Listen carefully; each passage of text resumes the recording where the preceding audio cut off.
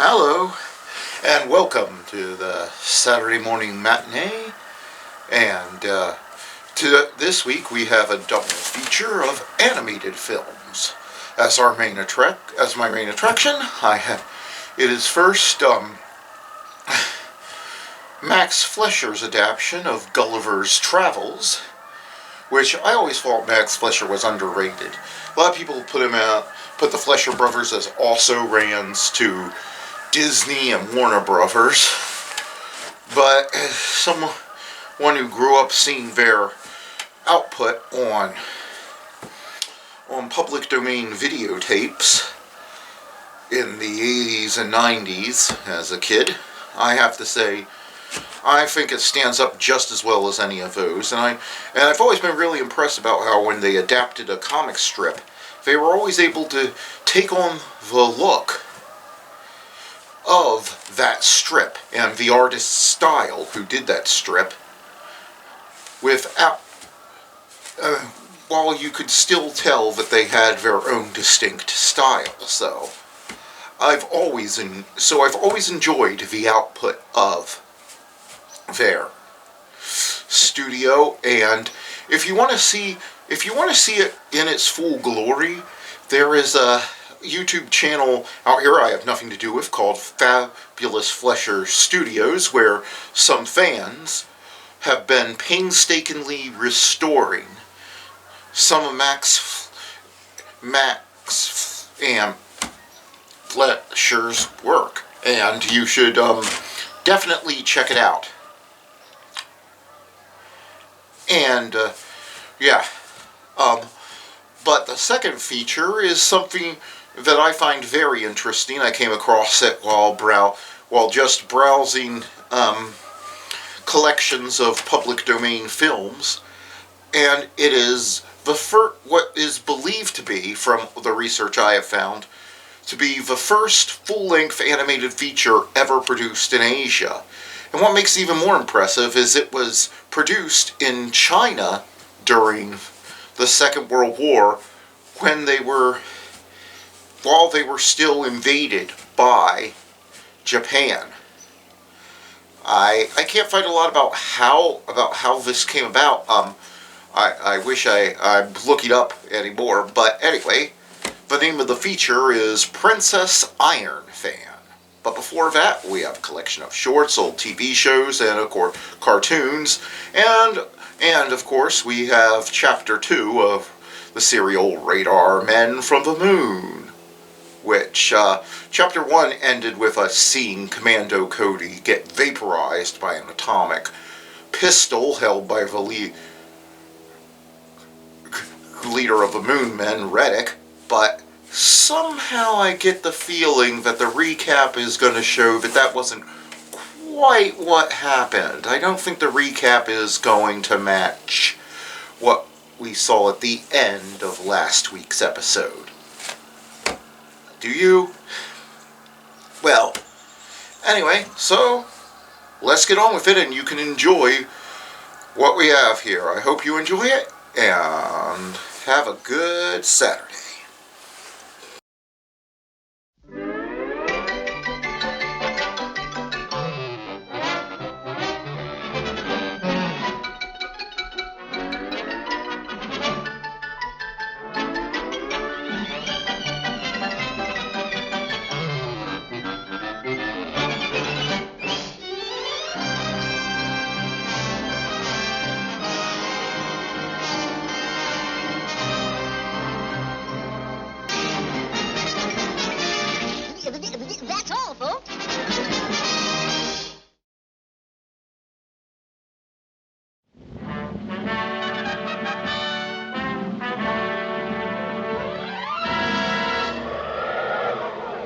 Up in the sky! Look! It's a bird! It's a plane! It's Superman!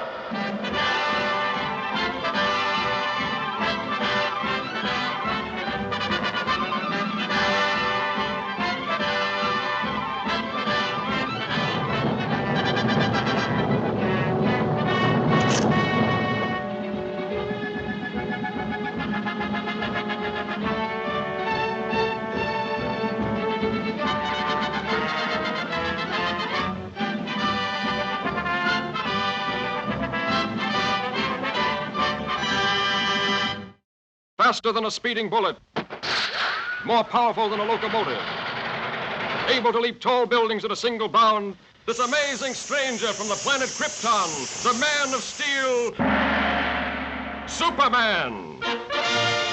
Possessing remarkable physical strength, Superman fights a never-ending battle for truth and justice, disguised as a mild-mannered newspaper reporter, Clark Kent.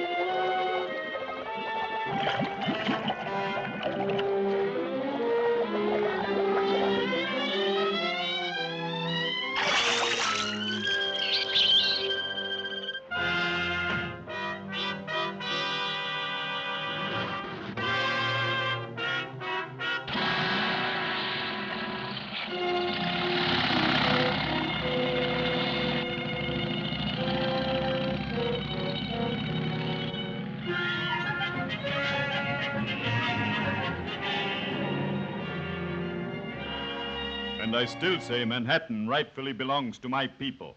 Possibly, but just what do you expect us to do about it? You have a newspaper. Publish the truth. Have the island vacated immediately. It's fantastic. Why, that's ridiculous. Ridiculous? Maybe modern science will make you think differently.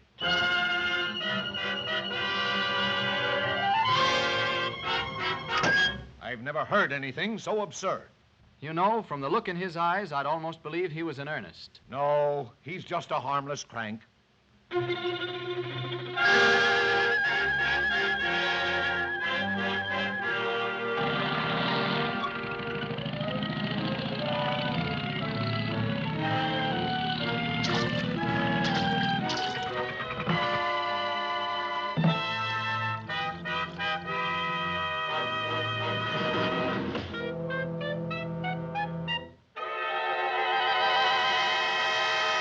Come ahead, Miss Lane. You wouldn't want to miss this story, I'm sure.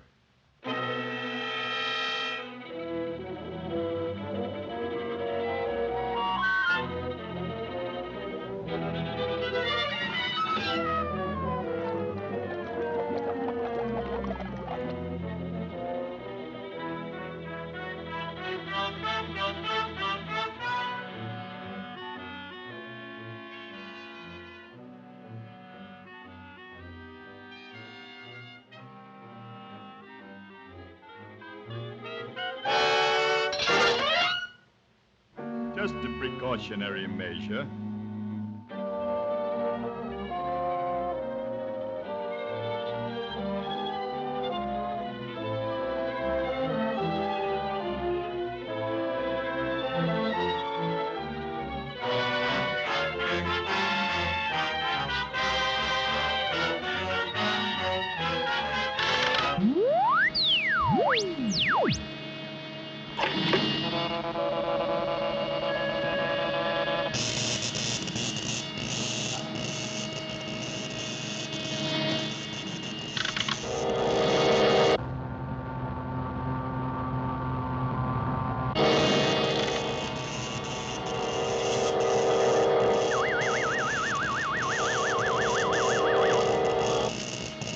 Now, Miss Lane, get ready for the greatest story of your career.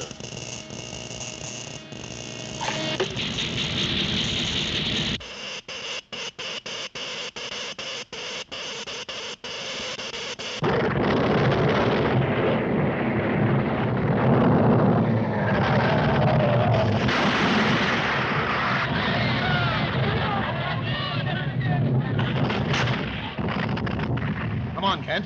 Let's get out of here.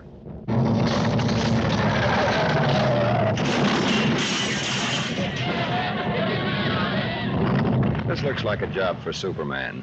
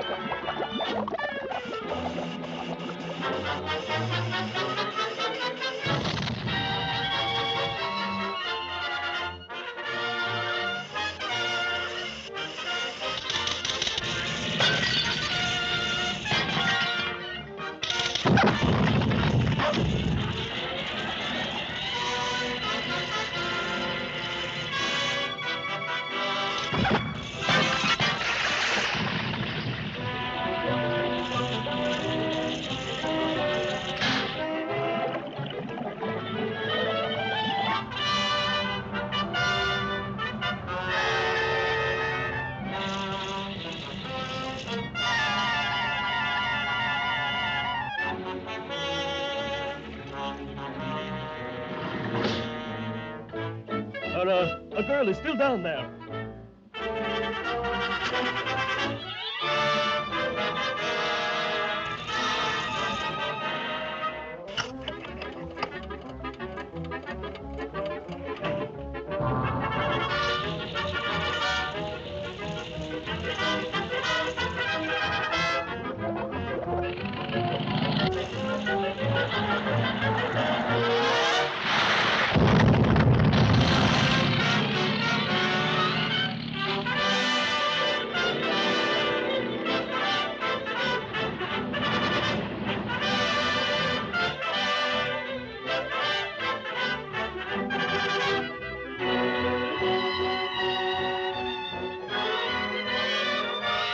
You know, Lois, the old island looks just as good as ever.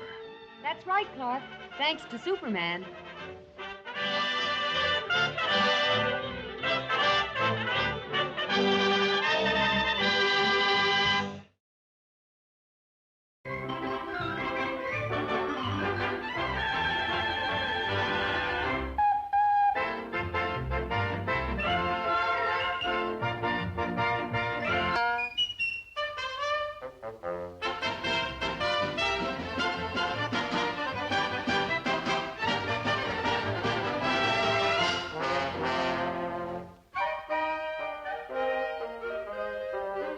A tisket, a tasket, it's fun to pack a basket.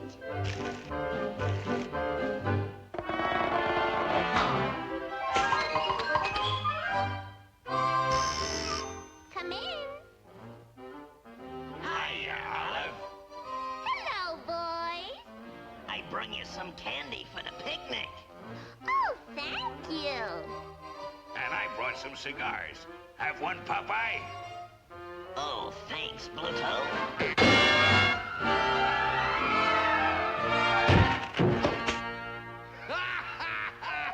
April Fool! Well, what do you know? April Fool.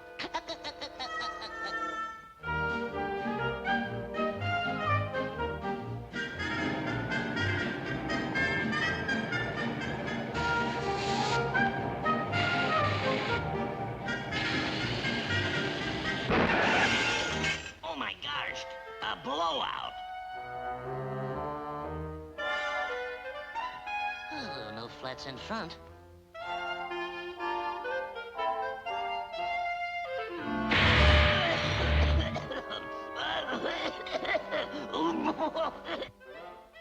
April Fool! Why, you big palooka? Popeye! Can't you take a joke? I'll set the table, Bluto, and you chop some firewood. Okay, Olive. I'll chop some wood for you, Olive. Why, that no-good runt.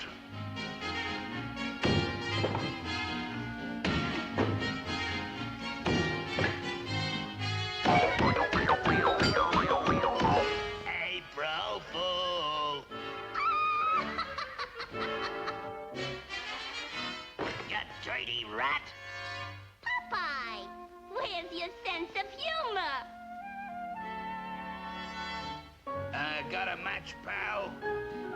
I lights the fire with me pipe. This gag will burn him up.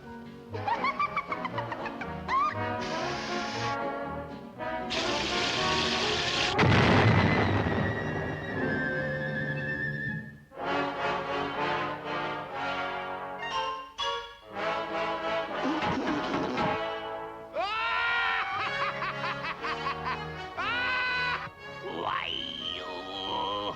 April Fool! I'd like to April Fool that guy. Popeye, would you mind serving the lemonade?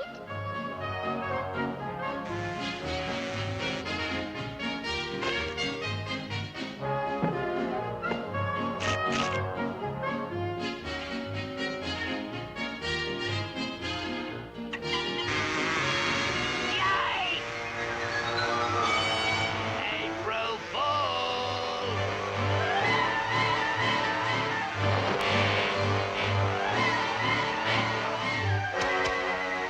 Hey, what's going on here? Cut it out. Out. Oh, April Fool! oh my gosh, this is embarrassing.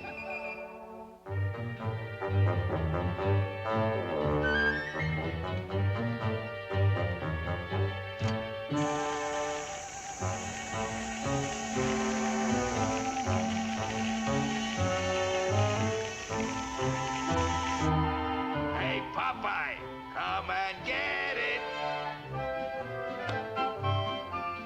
Hot dogs coming up.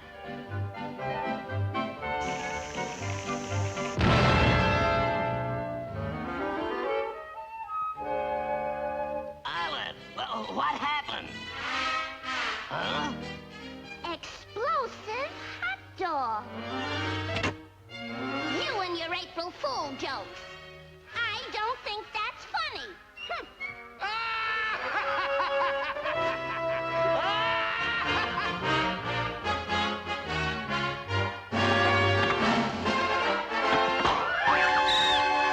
April Fool! Come on, Bluto. Let's go rowing. Okay, lover girl.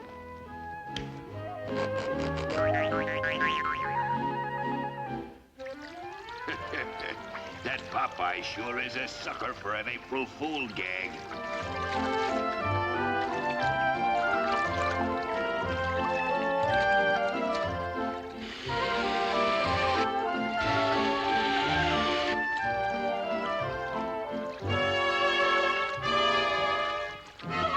Bluto!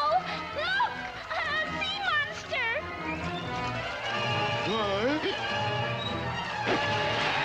Help!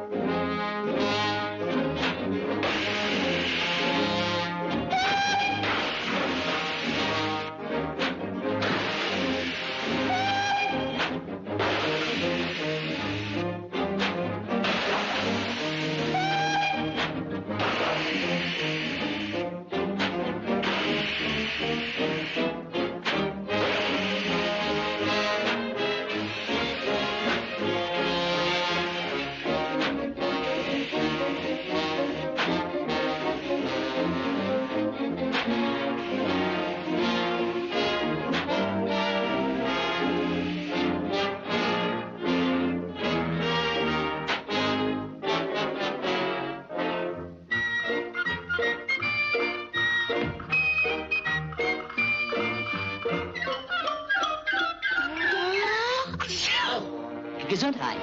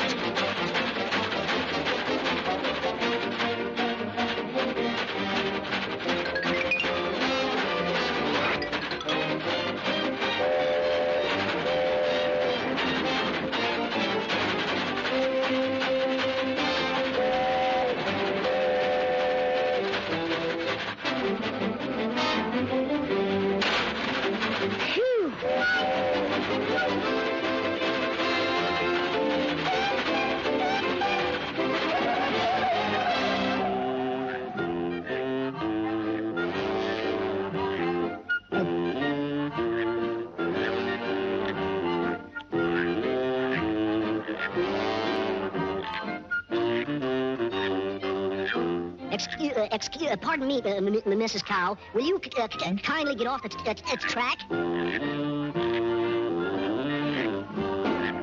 Come on, get going. Time's wasting. Amscray, you mess of T-bones.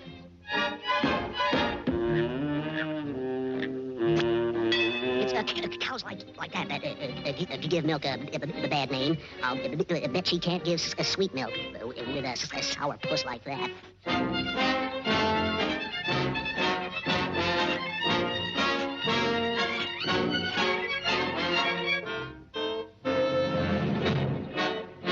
So, you won't walk, eh? I'll show you, you four-legged piece of hamburger.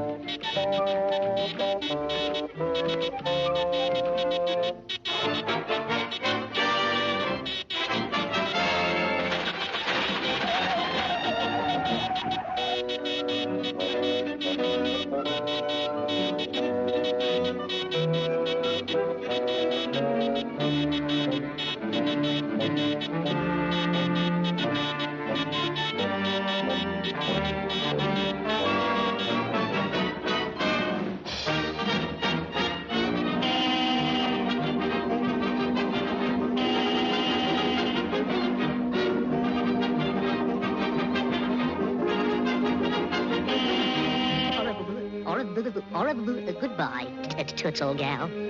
Parting is such sweet sorrow.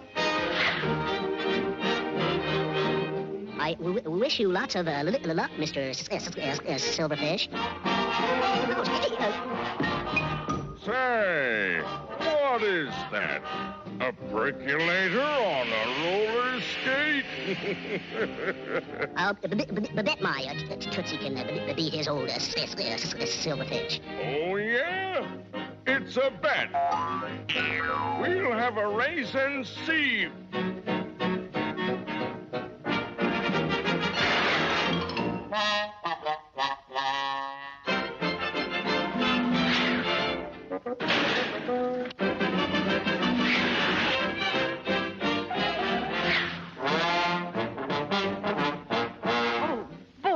What a man.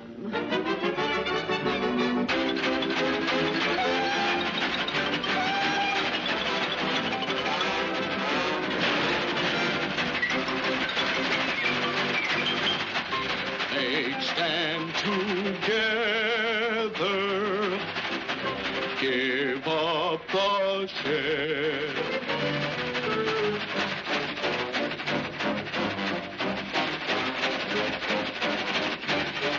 He can't get away with a thing like that. I'll show him.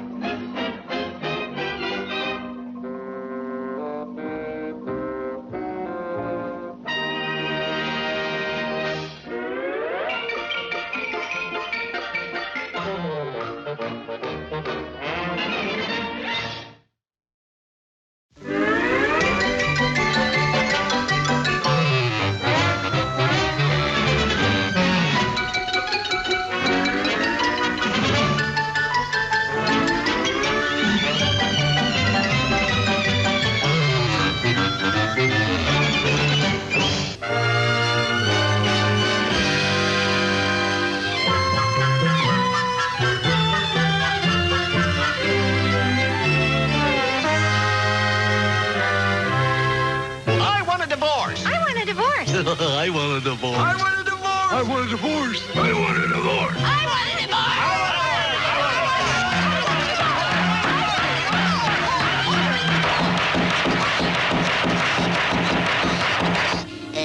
Please. The first case is Duck vs. Duck. Mr. Daffy Duck.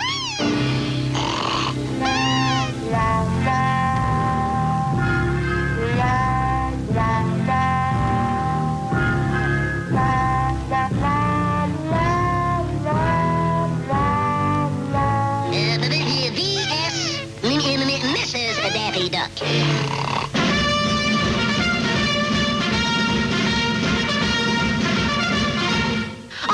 Divorce! I want a divorce! The best years of my life slaving over a hot nest. And what thanks do I get? You barnyard boob! The minute my back was turned, he did it. You fugitive from a feather bed! Well, you water-soaked weasel! Don't stand there! Say something! Say something! Don't you dare open your mouth! You and your lies!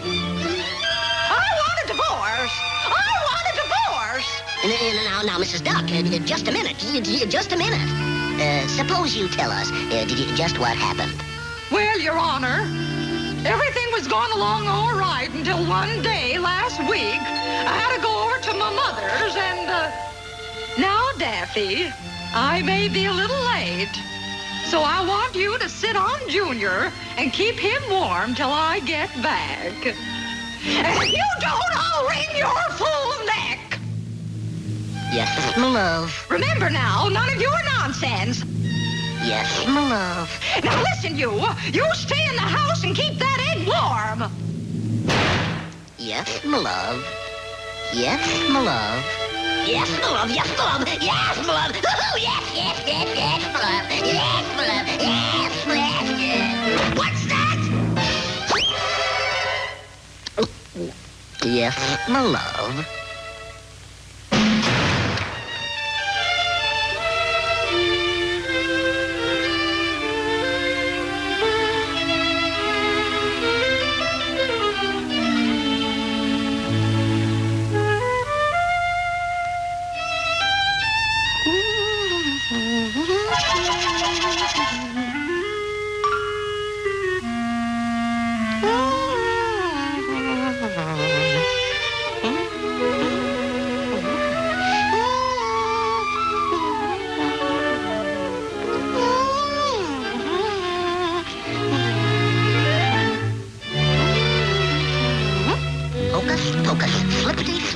Razzmatazz and Alakazam.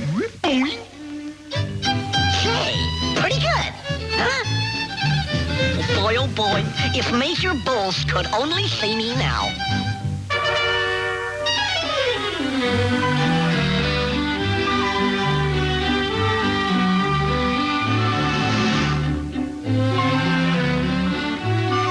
Observe closely. Nothing up here. Nothing up here. And nothing up here. Hocus pocus, flippity flam, a razzmatazz, and alakazam.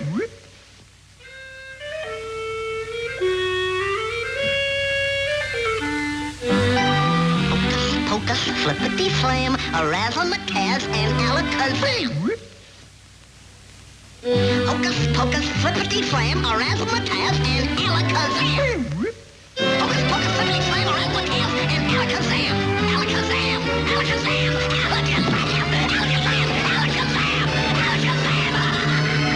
alakazam. Say, is there a magician in the house?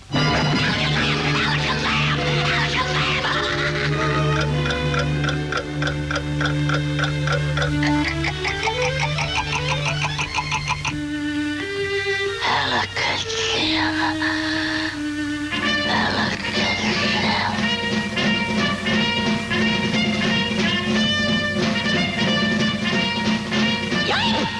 The little woman.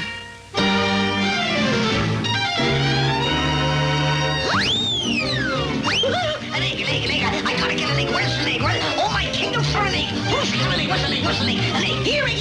Where's the egg? The egg. Give me the egg. Here, egg. Give me the egg. The egg. The egg.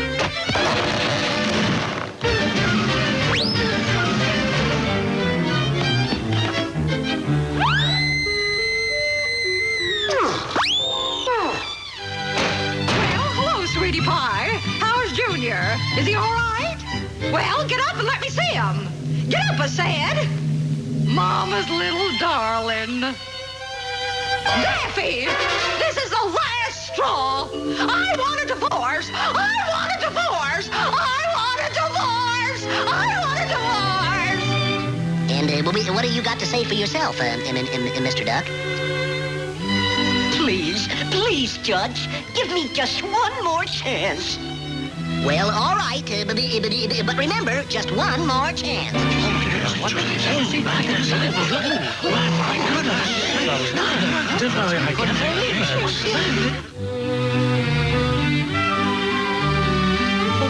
Pocus, flippity slam. Razzle my tails, and I hope I get this right now.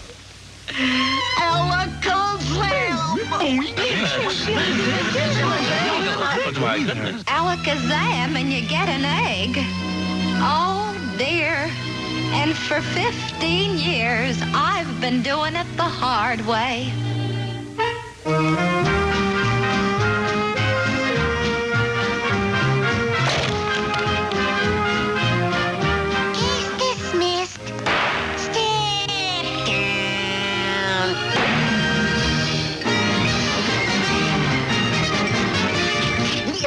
That's all, folks.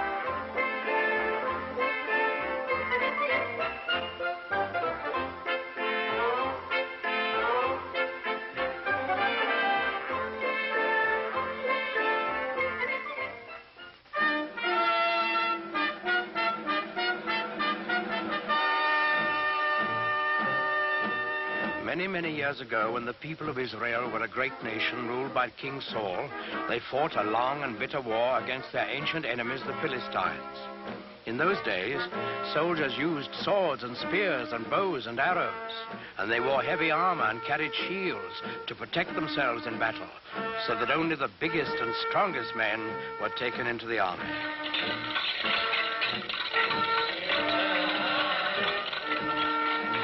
Well, in this war, the Israelites and the Philistines were pretty evenly matched.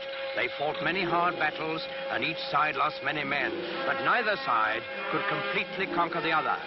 Then one day, while the Philistines were camped on one side of the great valley and the Israelites on the other, there came out of the camp of the Philistines a champion of their cause, a huge giant, taller and stronger and bigger than any man anyone had ever seen.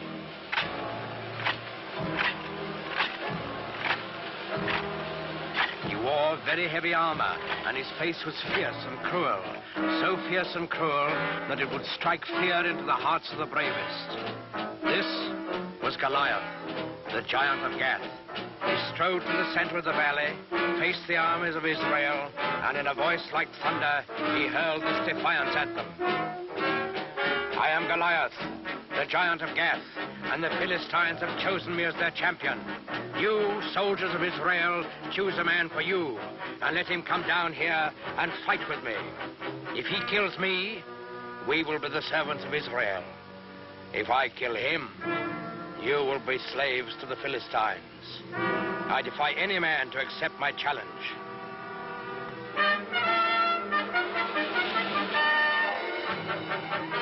When the men of Israel saw Goliath and heard his defiant challenge, they were afraid, for they had no one to match his size and strength.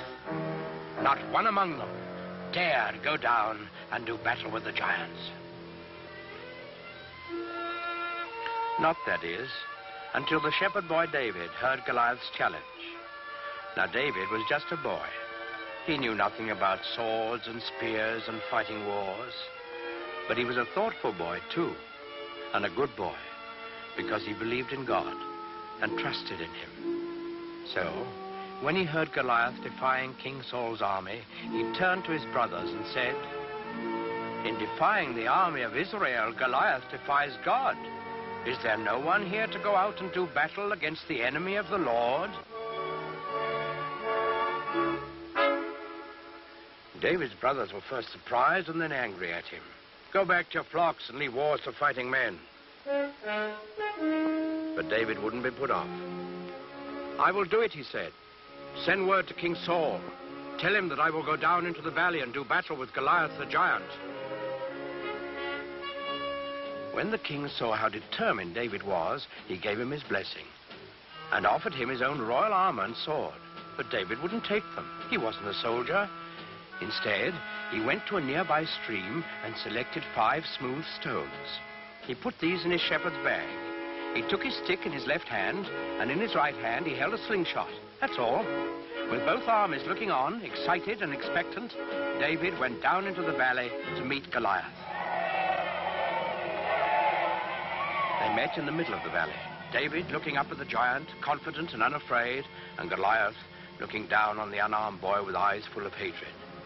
Suddenly, the giant Philistine roared in a terrible fury. "I have defied all the armies of Israel to give me a man to fight, and they have sent a boy against me. What? Am I a dog that you come against me with a stick?" David answered him calmly.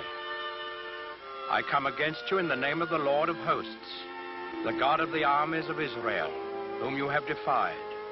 Your sword and your spear and your shield will not save you, Goliath, for this day you shall learn that the Lord fights on the side of right."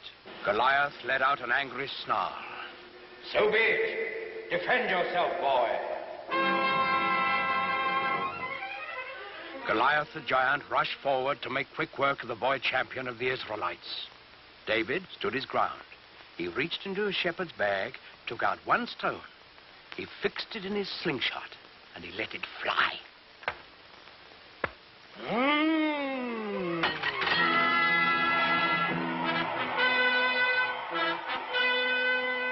giant was dead, and the simple shepherd boy, who trusted in God, had done what all of King Saul's army hadn't been able to do.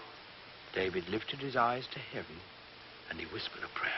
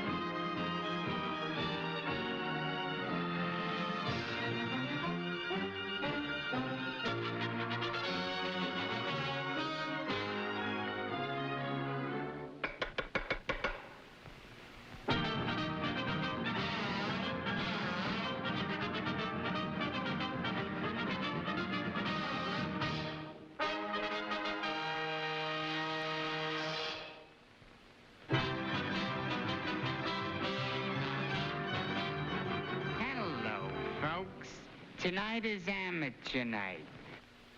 Next we have... She'll be coming round the mountain when she comes along the yard. She'll be coming round the mountain when she comes... Next we have... She'll be coming round the mountain when she comes along... Next we have a talented artist, Maestro Padawisky.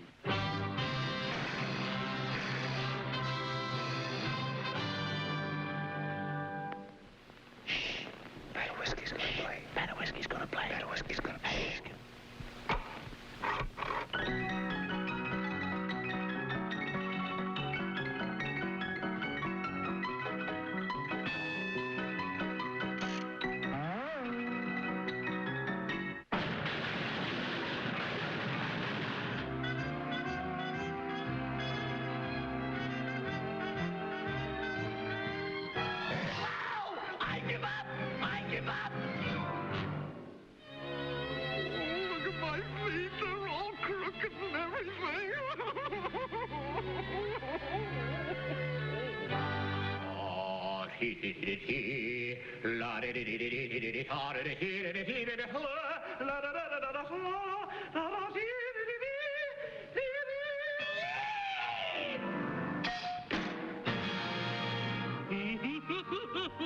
It's a killer.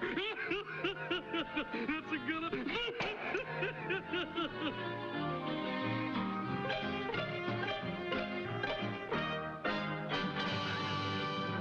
Next on the program, the Hindu mystic Swami River and his basket trick.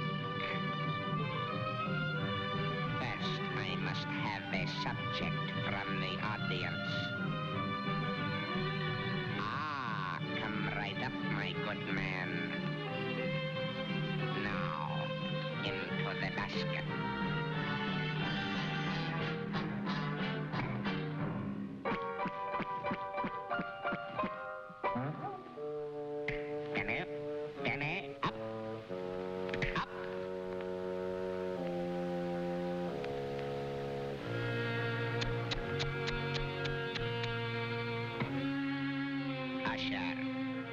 Give this gentleman his money back. Now we have the world's smallest entertainer. Teeny tiny, teensy, tinny, tinny, tin.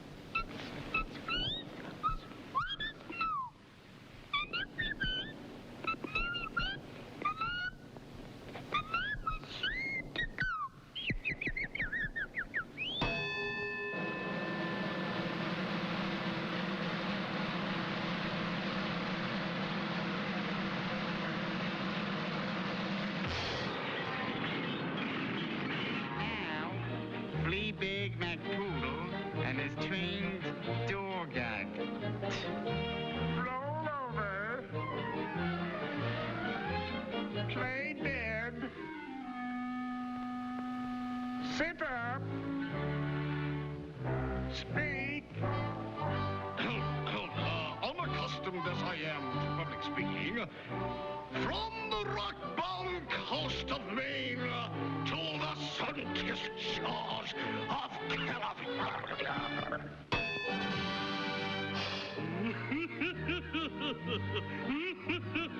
That's a good one. Boy, that sure gets me. To be or not to be. To be or not to be. To be or not to be. That is the balcony scene from Romeo and Juliet.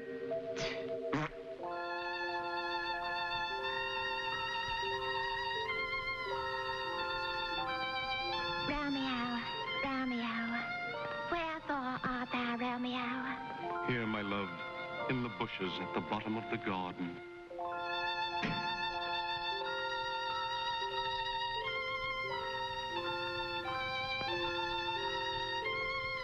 Good night, good night. Parting is such sweet sorrow, really it is.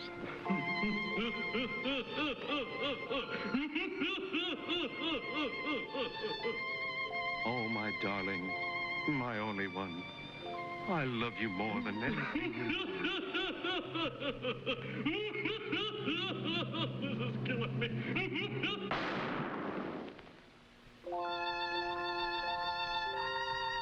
Oh, Juliet, my love, let me thrill again to the soft, sweet tones of your voice.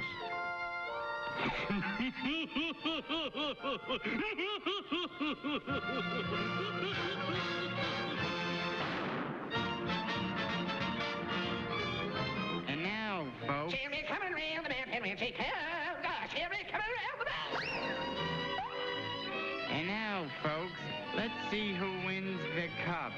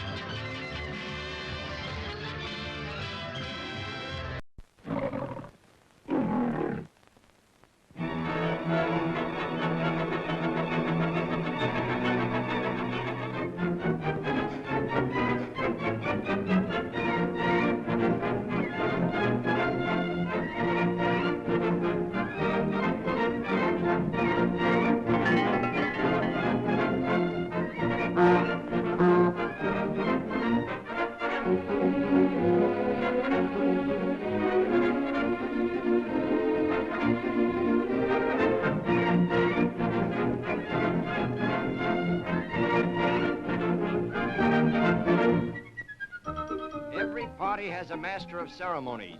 The Hollywood party must have one, but there seems to be an argument. That settles it. There'll be no master of ceremonies. On with the Hollywood party.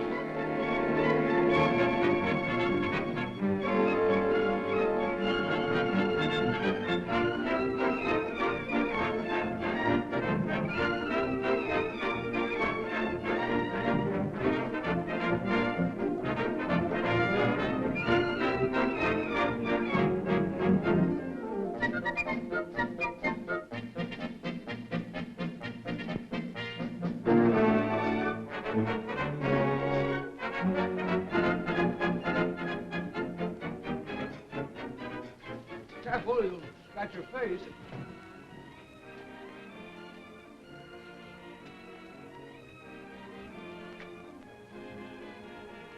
I wonder how I do with those tactics. Let me give you what is commonly known as the works. What's the matter with you? Are you going crazy? I don't seem to have the right purchase. Okay, but underneath this fine skin beats a heart seat with sentiment. Oh, I bet you say that to every animal. Go on. No.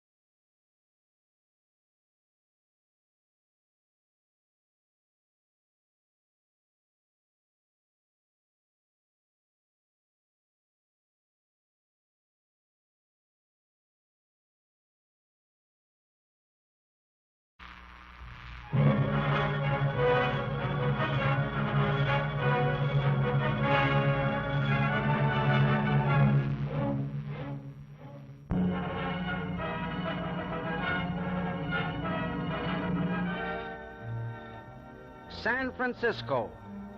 Within its 45 square miles is contained one of the most colorful and romantic cities in the world. Approaching from the south, the traveler views with sudden excitement the city thrusting its white towers into the blue California sky. But it is from the east that the city reveals its famous profile, framed by the silver towers of the Bay Bridge.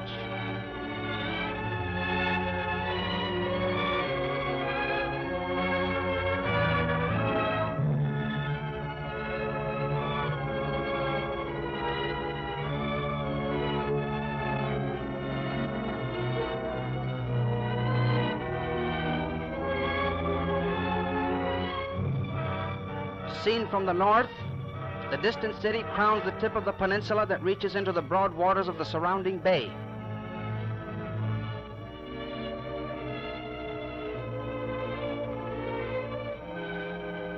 The gigantic portals of the mighty bridge that spans the Golden Gate provide a dramatic entry.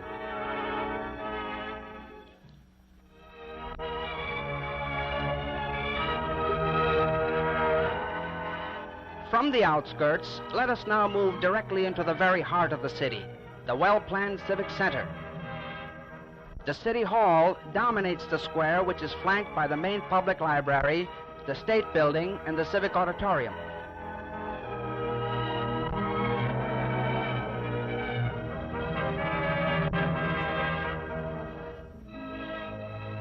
Behind the City Hall lie the Veterans Building and the War Memorial Opera House, which was the birthplace of the United Nations.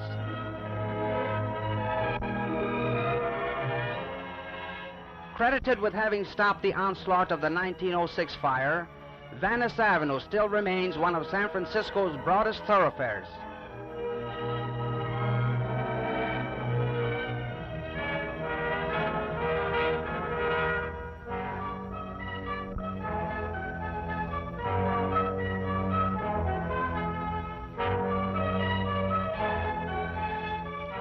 San Francisco is a city of many hills, and Telegraph Hill is perhaps the most famous. Here was located the lookout station of early days. A semaphore, from which the hill derived its name, signaled to ships approaching through the Golden Gate. A mecca for tourists, the hill provides a magnificent view of the bay and its man-made wonders. 8.5 miles in length, the Bay Bridge is the longest bridge in the world. It is actually a 2-unit span divided in the middle by Yerba Buena Island. To the left of Yerba Buena lies man-made Treasure Island, site of the 1939 World's Fair. Ships from the four corners of the earth find their way to San Francisco's Embarcadero. Famous for its infamous residence, Alcatraz Prison, alias the Rock. Stretching across the gateway to the Orient is the longest single span in the world, the mighty Golden Gate Bridge.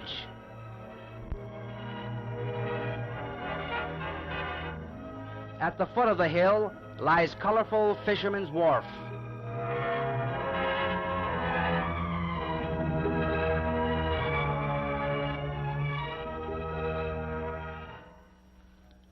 Reminiscent of a Mediterranean scene, the wharf captures a bit of sunny Italy.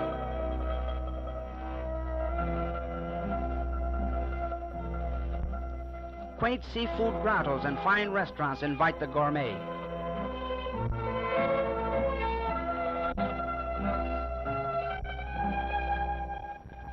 Typical of the wharf are the steaming kettles of the sidewalk crab stands.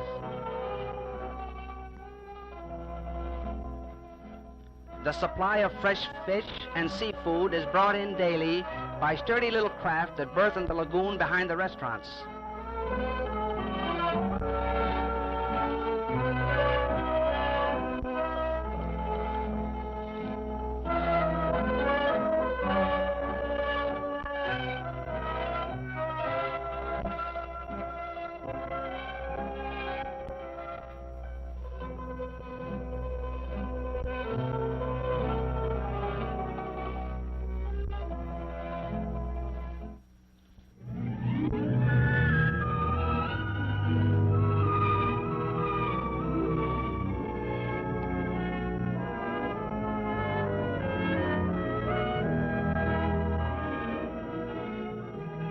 Between Fisherman's Wharf and the Golden Gate Bridge lies the fashionable Marina District with its handsome yacht harbor. This is the Marina District of today, but perhaps this old photograph will remind old-timers that this was the site of the 1915 Panama Pacific International Exposition.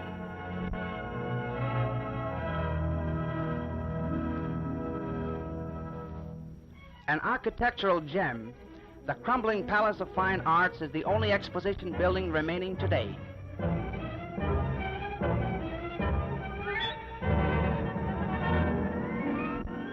Driving along the northern end of the peninsula, we reach the salient point that provides the closest view of the Golden Gate Bridge.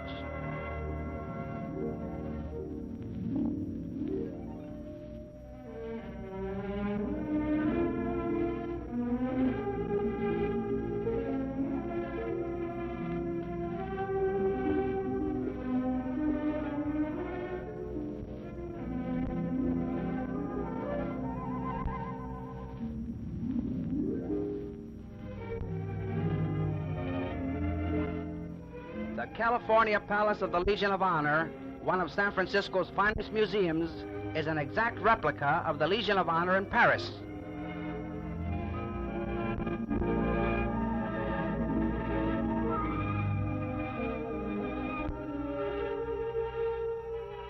The once gay resort of the 90s is now a modern restaurant fronting the Pacific Ocean and overlooking Seals Rocks.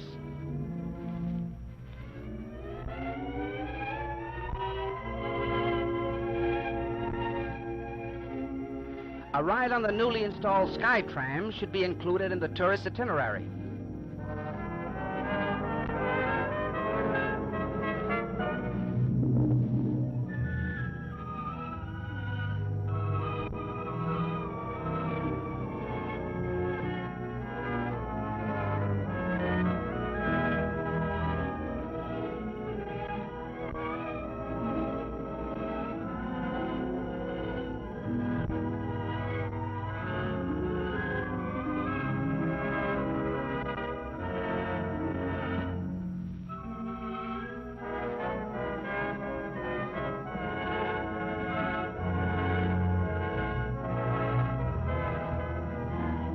Just below the Cliff House is a year-round amusement park.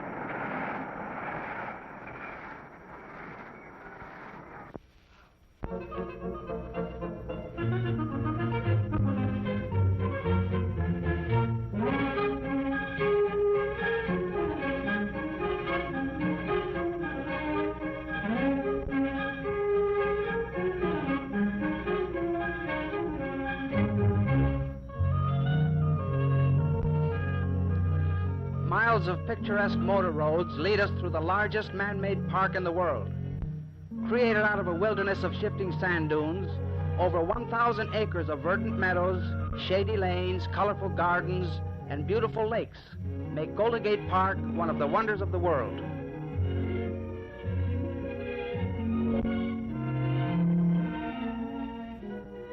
In a centrally located area of public buildings stands the D. Young Museum, visited by more people than any museum in the country. A fascinating collection of fish and reptiles from all over the world are displayed at the Steinhardt Aquarium.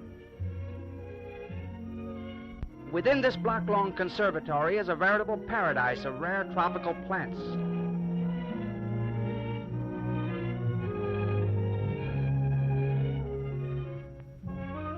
The surrounding gardens offer an ever-changing display of colorful seasonal blooms.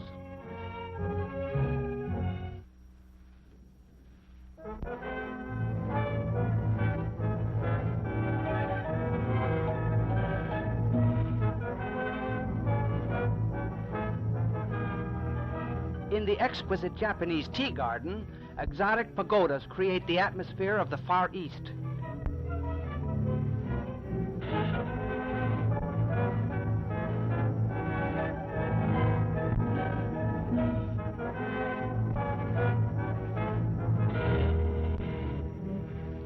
Blooming cherry blossoms enhance the beauty of moon bridges arching quiet lagoons.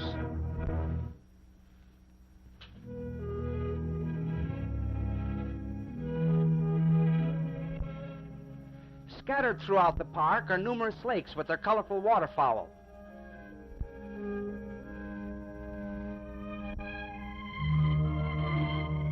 This lake is a mecca for hobbyists who come to sail their miniature boats, while Stowe Lake attracts those with a taste for rowing.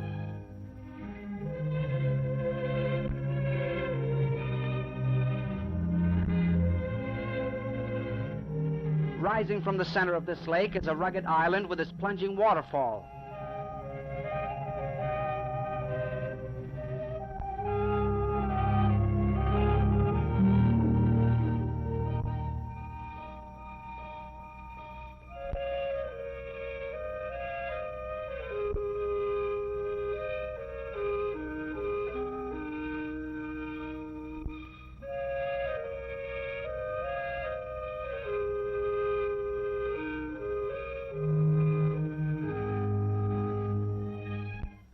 Emerging from the park not far from where we entered, we continue our travels on the Great Highway, paralleling the Pacific Ocean.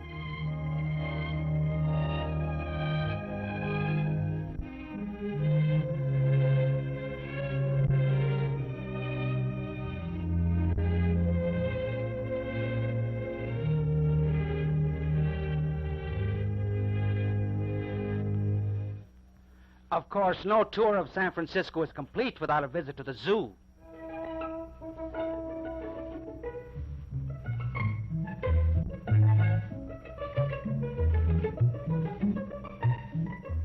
Could Darwin have been right?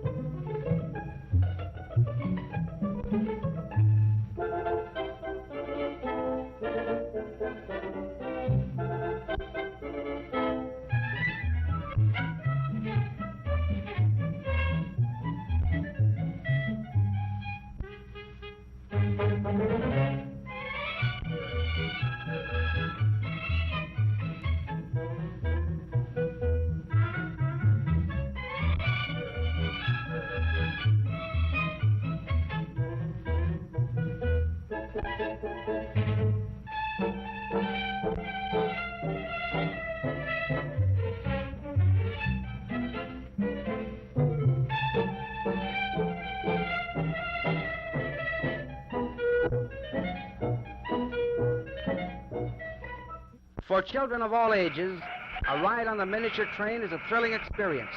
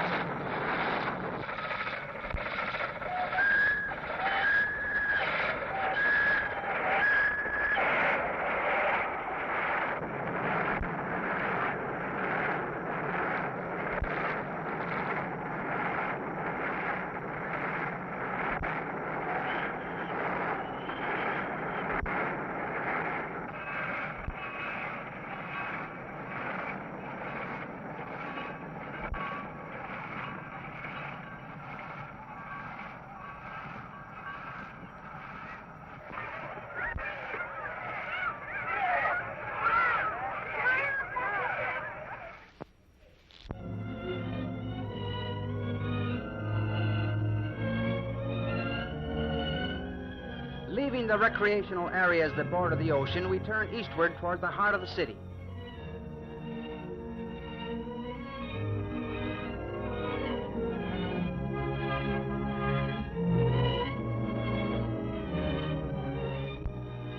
In the center of the city rise San Francisco's famous Twin Peaks.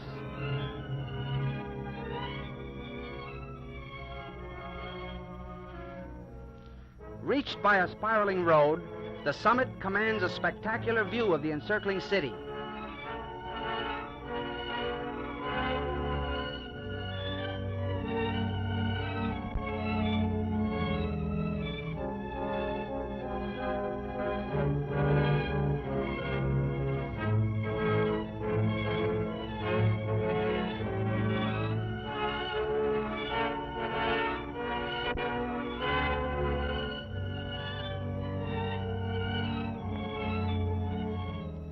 Market Street, the main arterial through the downtown area, stretches like a broad ribbon from Twin Peaks to the Ferry Building.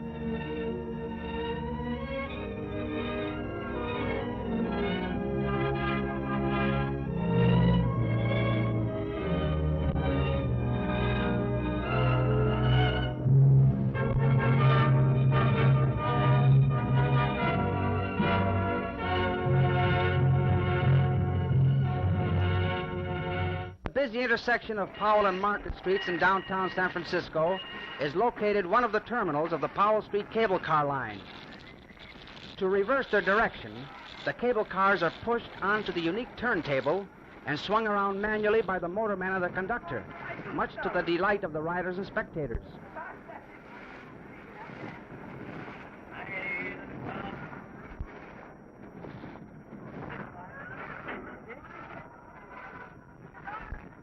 These jaunty little relics of bygone days form a romantic link in San Francisco's transportation system.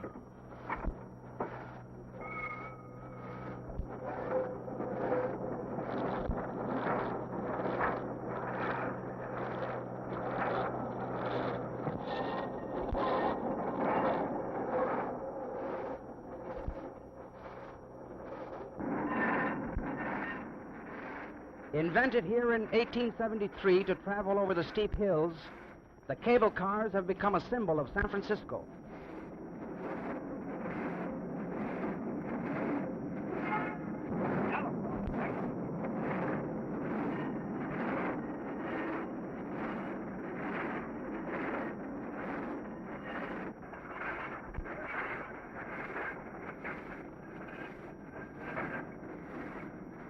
Atop Nob Hill, we cross the California cable car line. The cars can be distinguished by their difference in color. On this route, we pass several of San Francisco's most renowned hotels.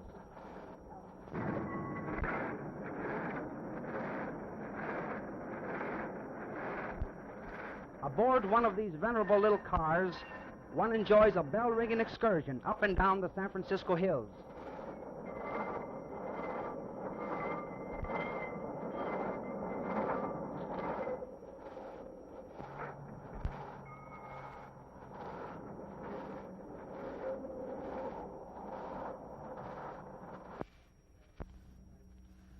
Where the West meets the Orient, Grant Avenue, the heart of Chinatown. Along this narrow pagoded street hovers the exotic spirit of this Oriental colony, the largest settlement of Chinese in the world outside of Asia.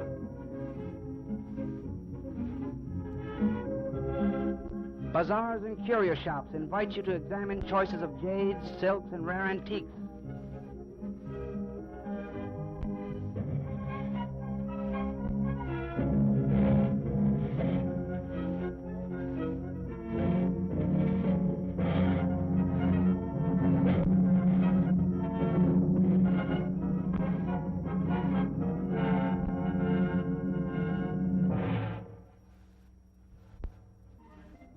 There is no end to the interesting places one may visit in San Francisco.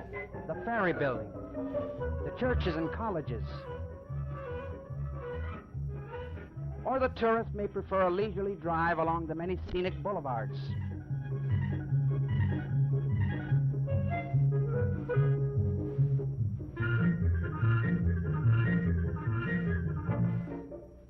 For the true adventurer, there is that final thrill, a ride down the world's most crooked streets.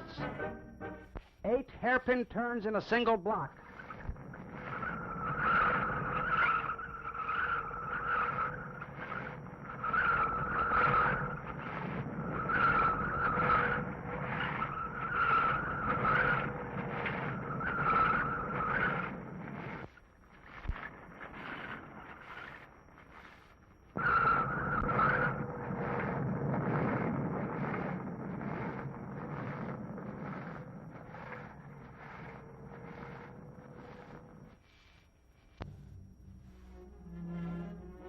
San Francisco, the cosmopolitan city.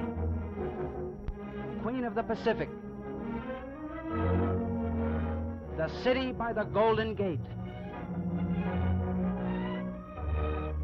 Truly the city of many wonders.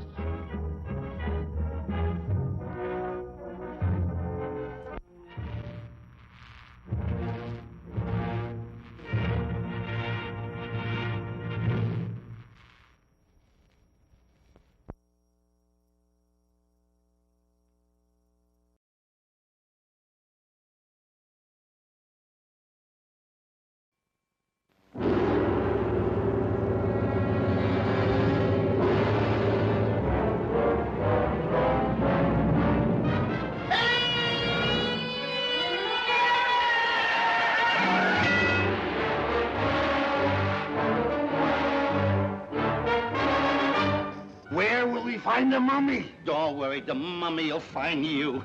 You'll howl as you follow Bud and Lou in a strange land where exotic dancers perform ancient rituals. You'll scream at this mystic world of mad magic and uproarious adventure. Does this mean anything to you? It means death to whoever holds it.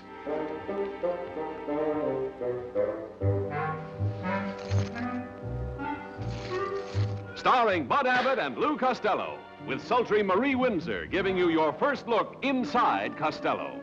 Turn on the lights. Let's stop fooling and cut 'em open. And Peggy King, George Gobel's TV girlfriend. You blew in from the Middle West and certainly impressed the population hereabouts.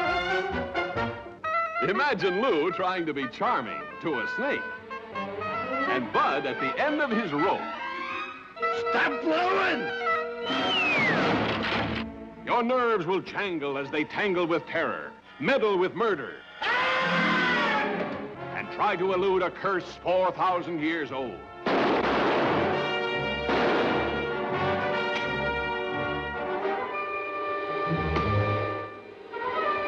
was cinematic! Get rid of it!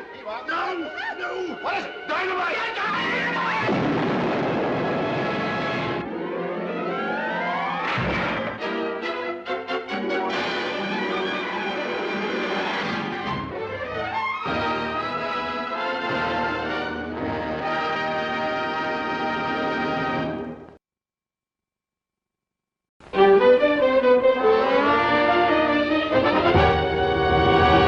From Television City in Hollywood, the Jack Benny program presented by Lucky Strike.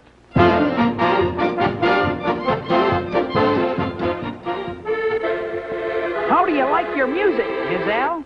Well, right now, Happy Joe, I'm in a bouncy mood. Let's go. Light up, a lucky, it's light up time. Be happy, go lucky, it's light up time. Wowee! Sometimes I like my music dreamy, like this. For the taste that you like, light up a Lucky Strike. Relax, it's light up time. Yes, sir. Fine tobacco that's toasted to taste even better. That's what makes a Lucky taste so good. You'll say it's the best tasting cigarette you ever smoked. For the taste that you like, light up a Lucky Strike right now. Light up a Lucky. It's light up time.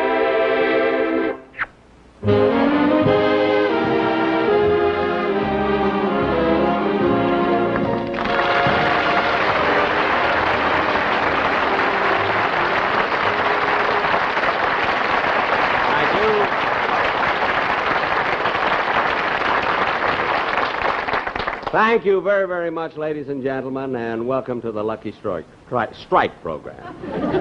Well, here I am again. Of course, this might not mean much to you, but the Prudential Life Insurance Company is thrilled.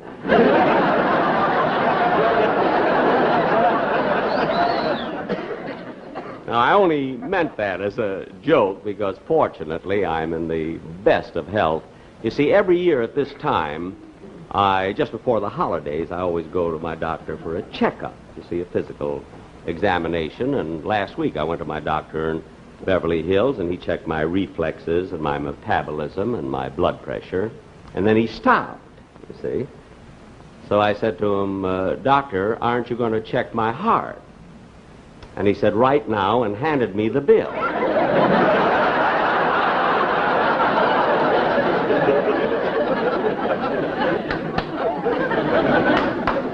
So I looked at it for quite a while, and since nothing happened, he checked my eyes.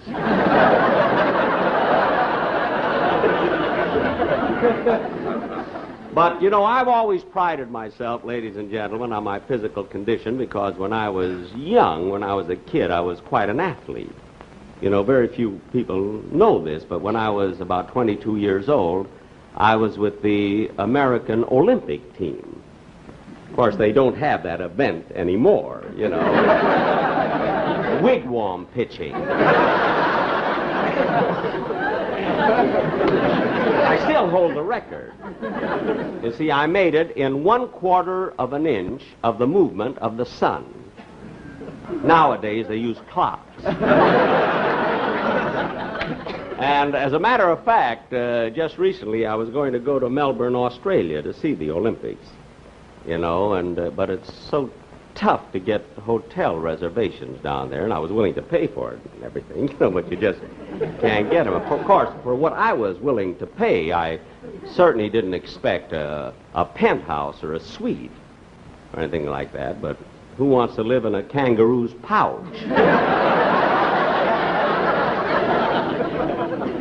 Big deal, wall-to-wall fur.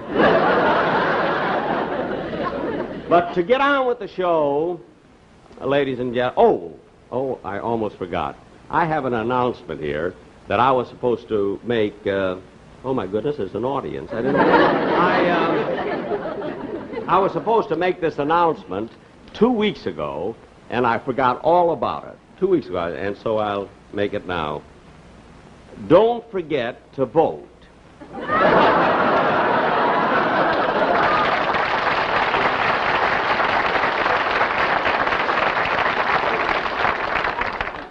This has nothing to do with the last national election, you see, but next week in Cucamonga, they're electing a guava queen. Oh, there's going to be so much excitement there. There'll be street dancing, you know, and grape crushing and orange roping, and all of those wonderful sports that they're going to have. Oh, Mr. Benny? And they, Mr. Benny? It'll really be... Mr. Yes, Benny? Yes? You want it on the phone. Well, look, I'm right in the middle of the show. Will you get the number and I'll call them back right away? The other party, they said it was very important. Oh, excuse me. Just a minute, will you please? Right in the middle of the show. Hello? Hello, boss. This is Rochester.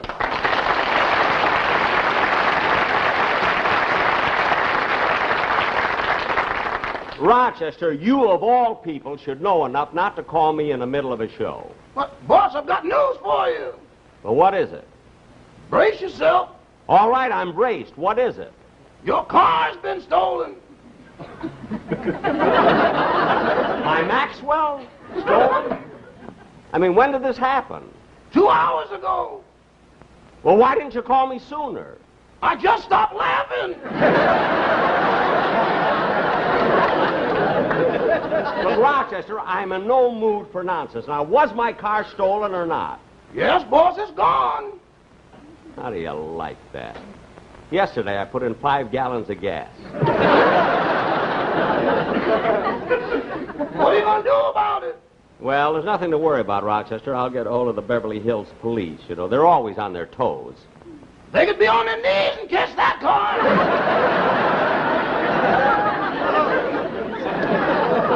Now, never mind. Rochester, look. Get on the phone immediately and call the Beverly Hills police station. Well, I tried to, but I couldn't get them. What are you talking? You couldn't get the Beverly Hills Police Department? They've got an unlisted number.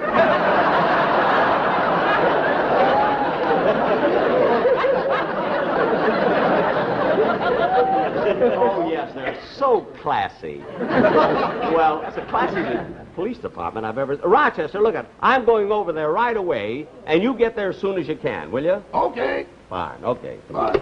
Oh, Don! Don Wilson! Don! Yes, Jack, yeah?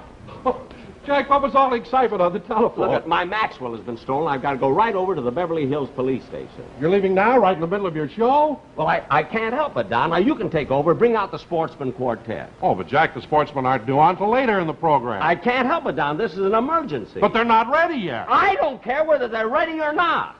Well, now bring them on. Don't yell at me. It's not my fault you put in 5 gallons of gas yesterday. No, but it was your big fat idea that I use ethyl.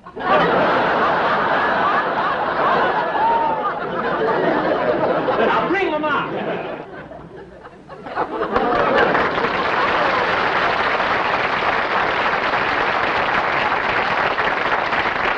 Okay. Sportsman, ready or not, you're on. Hey, sportsman. Hey, sportsman, fellas! Fellas, hurry up, you're on! For heaven's sake! I'm putting on the top hat, tying up a white tie, brushing off my tails. I'm duding up my shirt front, putting in the shirt studs, polishing my nails. I'm stepping out, my dear, to breathe an atmosphere that simply reeks with class. And I trust that you'll forgive my dust when I step on the gas. For I'll be there, putting on my top hat, mussing up my white tie, dancing in my tail. This coat isn't mine. This tie just won't do. I'm feeling a drag. Who has my left shoe?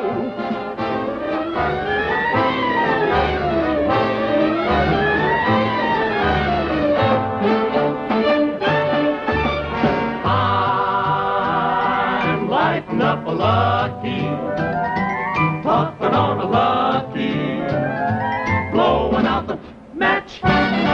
Oh boy, I'm glad, happy with the lucky, better tasting lucky. There's a reason to match. A lucky strike is made of only the finest, lightest, and mild tobacco. You'll get real enjoyment from Lucky's. There's not a thing they lack. It's light up time. Time to light a Lucky.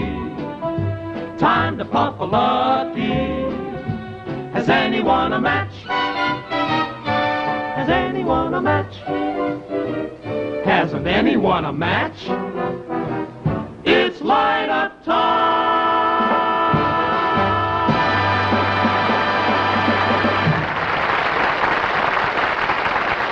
And now, ladies and gentlemen, we take you to the Beverly Hills Police Department.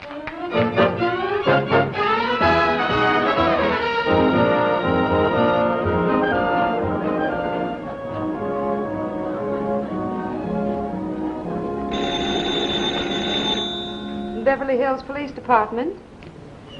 That's right. Traffic fines may be paid on the 4th floor.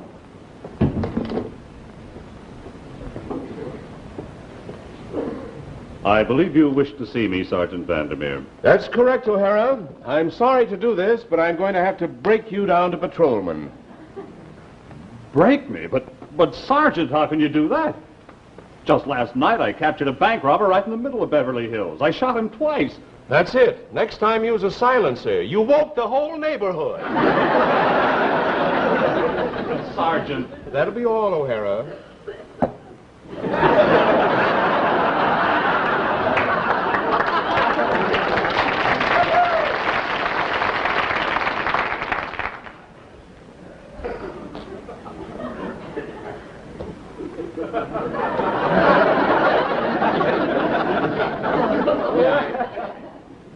I guess this is the place, Beverly Hills Police Station.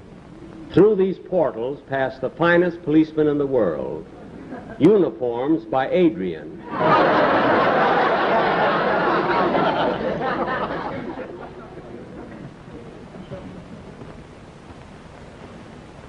Oh, Miss. Yes. I'd like to report a stolen car. Do you have an appointment?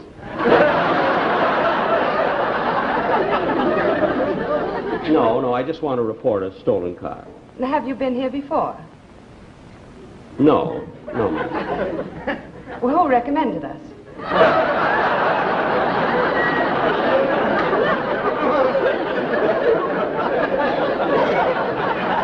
Duncan Hines.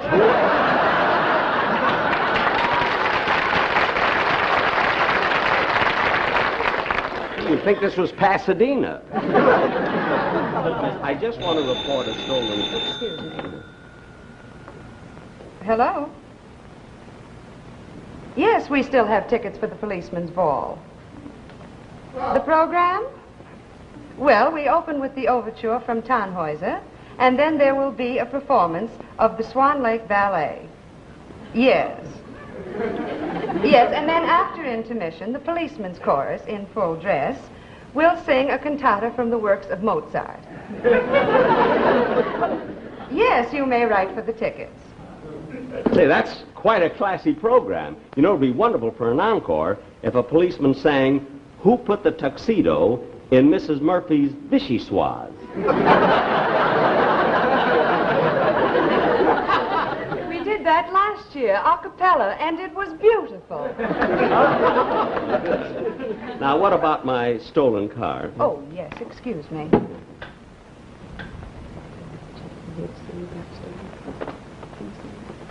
Very well, you may speak with Sergeant Vandermeer now. Oh, thank you.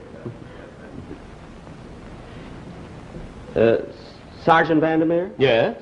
I'd like to report my car was stolen. Do you live in Beverly Hills? Yes, I do. What kind of a Jaguar was it? Well, it wasn't exactly a Jaguar. You see, it was... Mercedes-Benz? No. It, Come, mister. What kind of a car is it? Well, it's a Maxwell.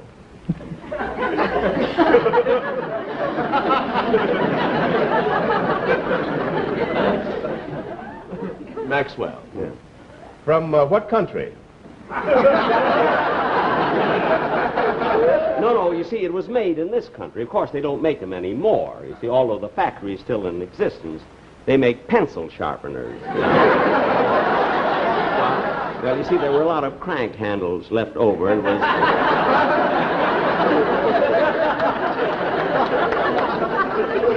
easy to convert, you see. Oh, I see.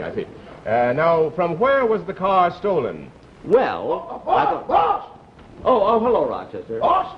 Got here as soon as I could. Oh, this is Rochester Van Jones. He discovered the theft. He's my butler. Oh, the butler, eh? Sit down, Mr. Van Jones. I'd like to talk to you. Now, recount in your own words just what happened during the entire day. Well, don't worry, Rochester. I'm right behind you.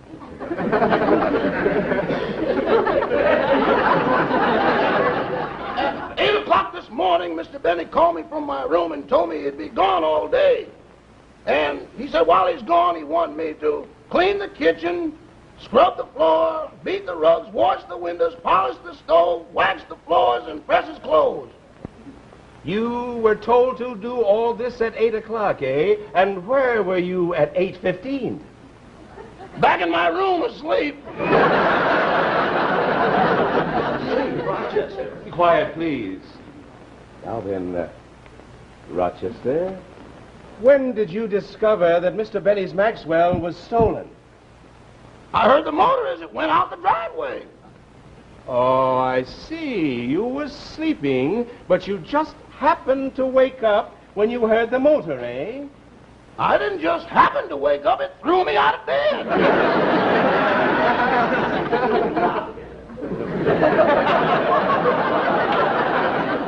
Now, see here. Now, wait a minute. You're suspecting the wrong man. Well, it's always the butler in the movies. I know, but this isn't the movies. Now, look, I'm a taxpayer, and I want to get my stolen how car. I hated that Arthur Treacher.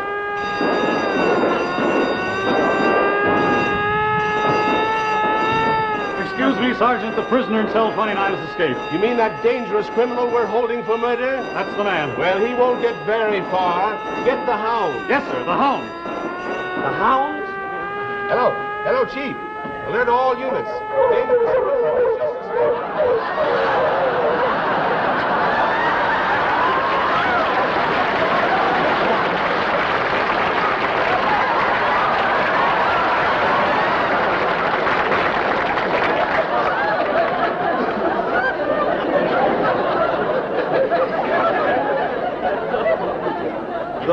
Those are the hounds?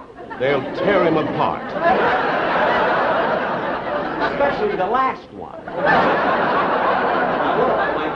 We're getting to that, Mr. Benny. Now then, Mr. Benny, have you noticed any suspicious-looking characters loitering around your premises lately? Well, there are always a lot of strangers around the house. Of course, I don't know who they are. Oh, strangers, eh? Now we're getting somewhere.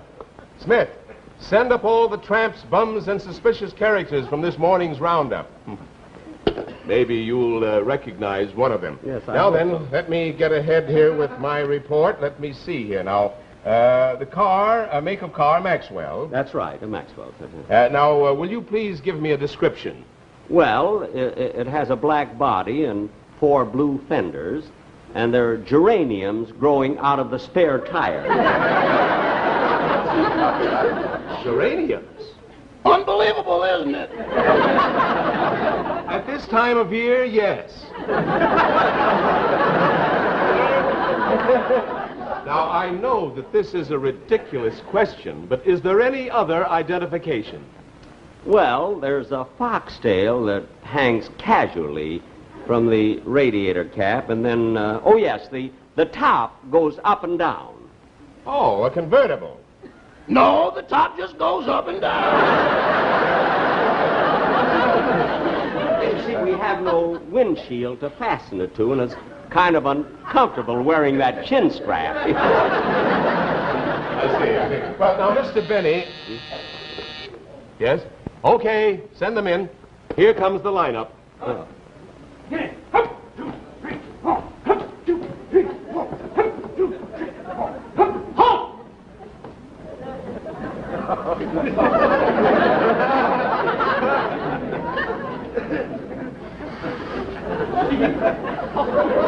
Now, Mr. Benny, can you identify anyone in this group?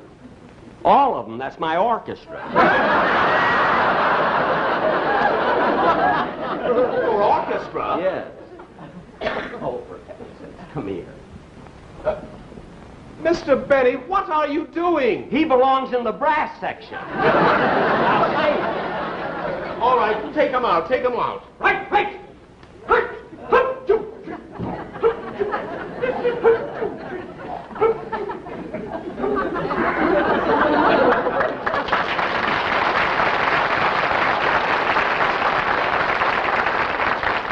That's the first time they've all had the same beat.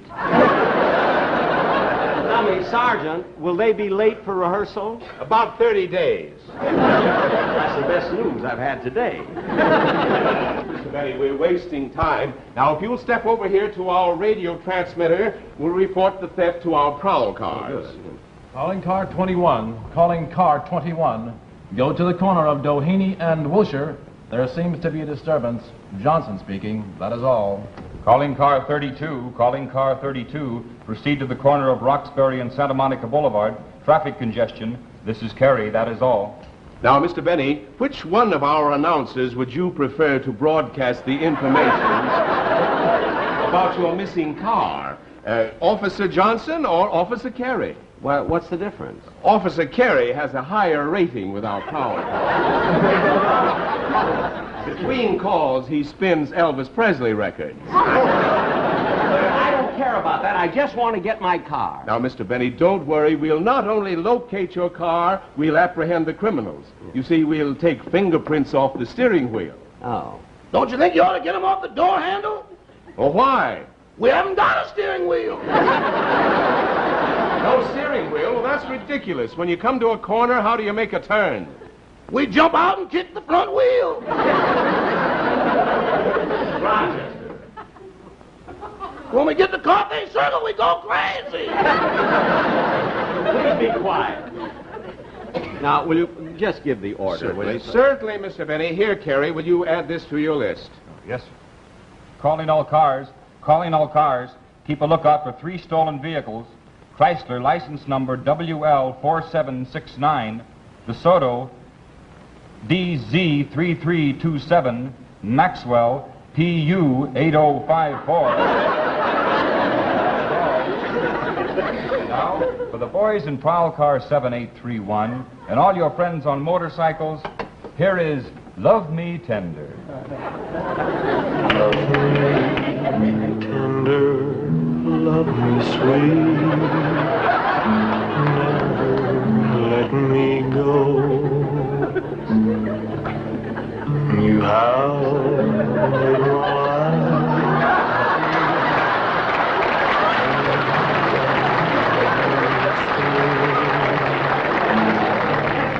Love me tender. He's going to play the lead in Swan Lake. Oh, well, he ought to be very good.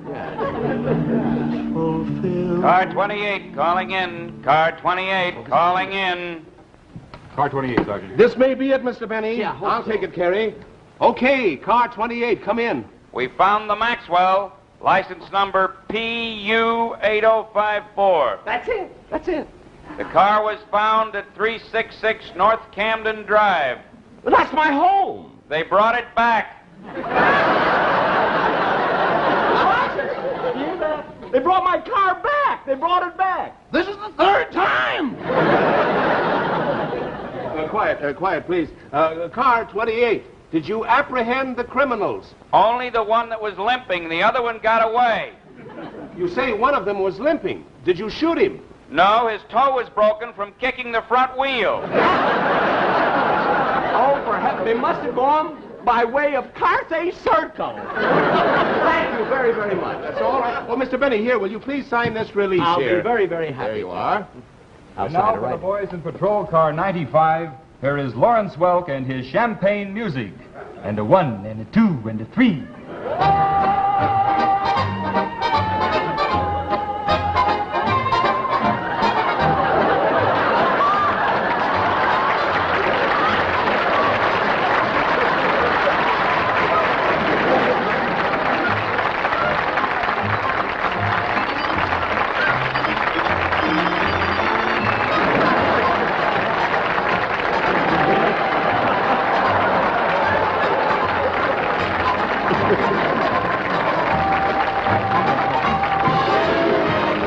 Jack will be back in a minute, but first a word to cigarette smokers.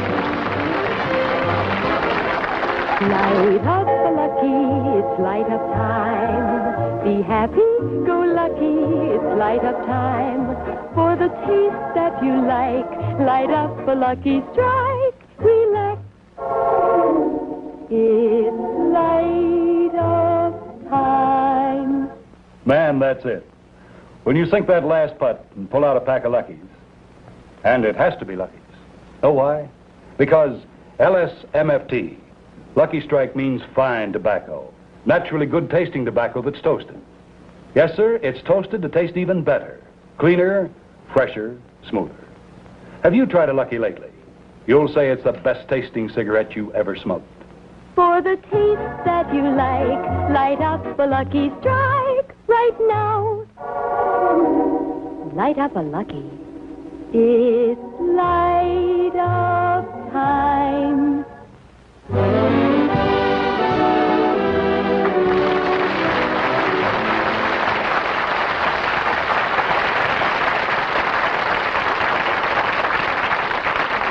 Well, that's about as silly as we can get.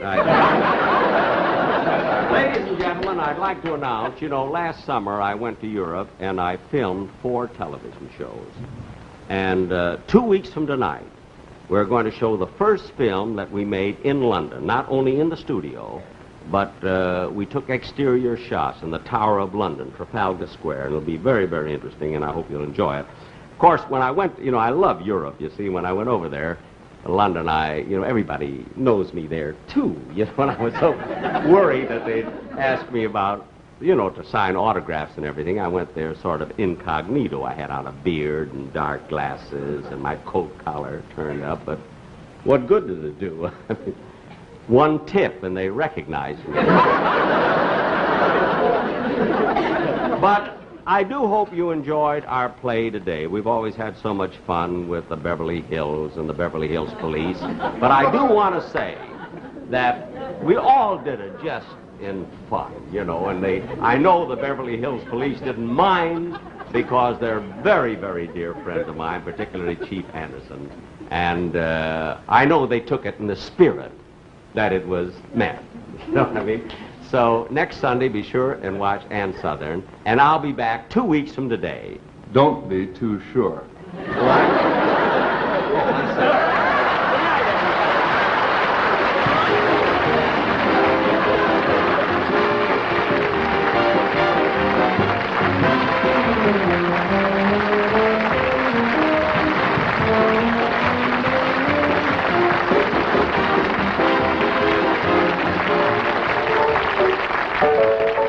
The taste is great in the filter tip Tarryton. All the pleasure comes through in the filter tip Tarryton. Smokes milder, smokes smoother, draws easier. Yes, the taste is great in the filter tip Tarryton. Jack Benny's next television show will be in 2 weeks. Portions of this program were pre-recorded. This is Don Wilson saying good night.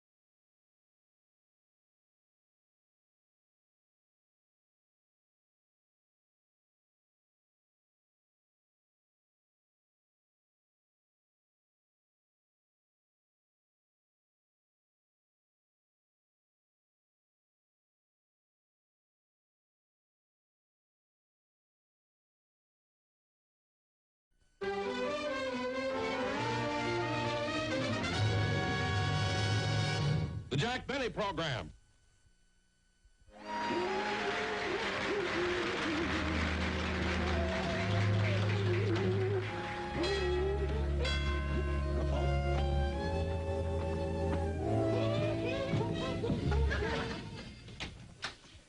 Well, Professor LeBlanc, come right in.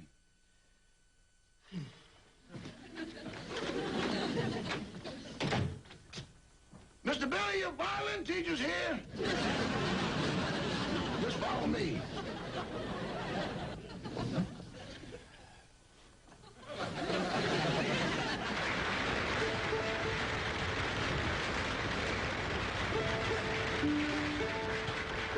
Here we are. Well, good morning, Professor LeBlanc. Good morning, good morning. Rochester, set up the music stand and then fix some lunch, will you? Professor, would you like something to eat? No, monsieur. I would rather not give you a lesson with anything in my stomach. I know how you feel. No, after I eat, I get sleepy, too. There you go. Please, monsieur, let us commence with the lesson.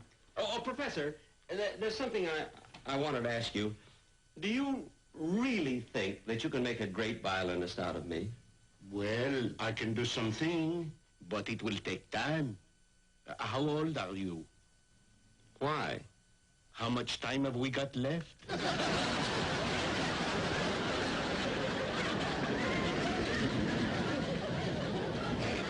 Monsieur, let us commence with the lesson. Okay. Oh, there's the door. I'll get it. You stay here. Rochester will get it. Yes. And close the door. All right, monsieur, let us commence with the lesson.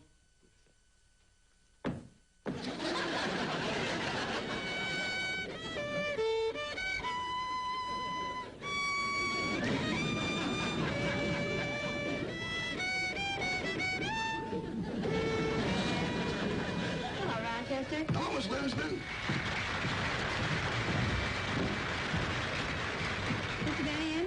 He's upstairs. Professor LeBlanc is giving him a violin lesson. Oh, for heaven's sake. After all these years, you'd think you'd give up taking violin lessons. It's like throwing good money after bad. The professor hasn't gotten the bad money yet. Well, Rochester, please go up and tell Mr. Benny I'm here, will you? Yes, ma'am.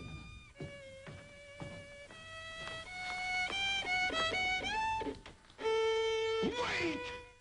No, Monsieur Benny, you are doing it wrong again. The wrist must be limp. Remember this, the violin. That is a ball you are not casting for trout. But Professor... Let us try it again. Sacre bleu, how many times do I have to tell you smooth?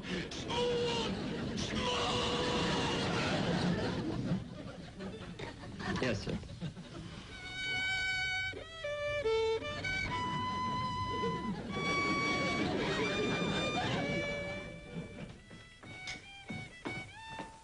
Did you tell Mr. Benny I was here? Miss Livingston, I wouldn't go in that room if I had a whip and a chair. I don't know what you're talking about. For goodness sake, what's happening up there?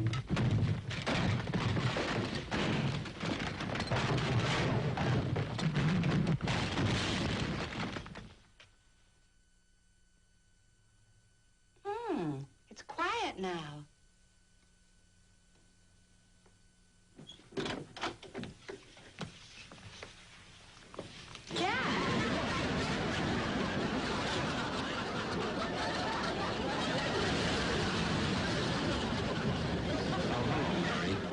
Well, Jack, what happened? Professor LeBlanc, what a temper. Where's the professor? He's gone. Well, we didn't see him come out. He didn't use the door. What? But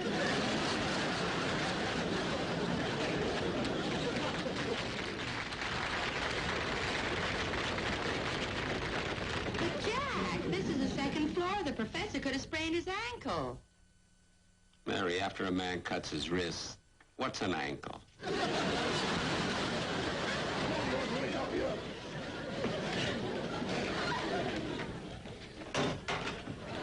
I'll go downstairs and fix you some lunch. Maybe you'll feel better. I don't want any lunch. You go ahead, Rochester. Fix him some lunch. Yes, ma'am. Mary, I told you I don't want any lunch. I just want to be left alone.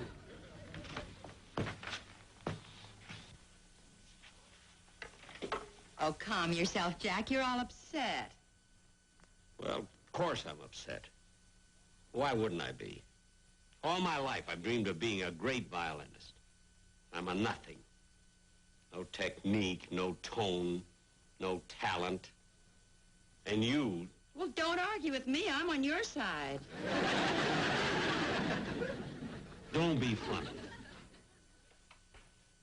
Well, Jack, where are you going? I don't know. I gotta think this thing out. Oh, but Jack, wait a minute. Oh, Jack, don't be so silly.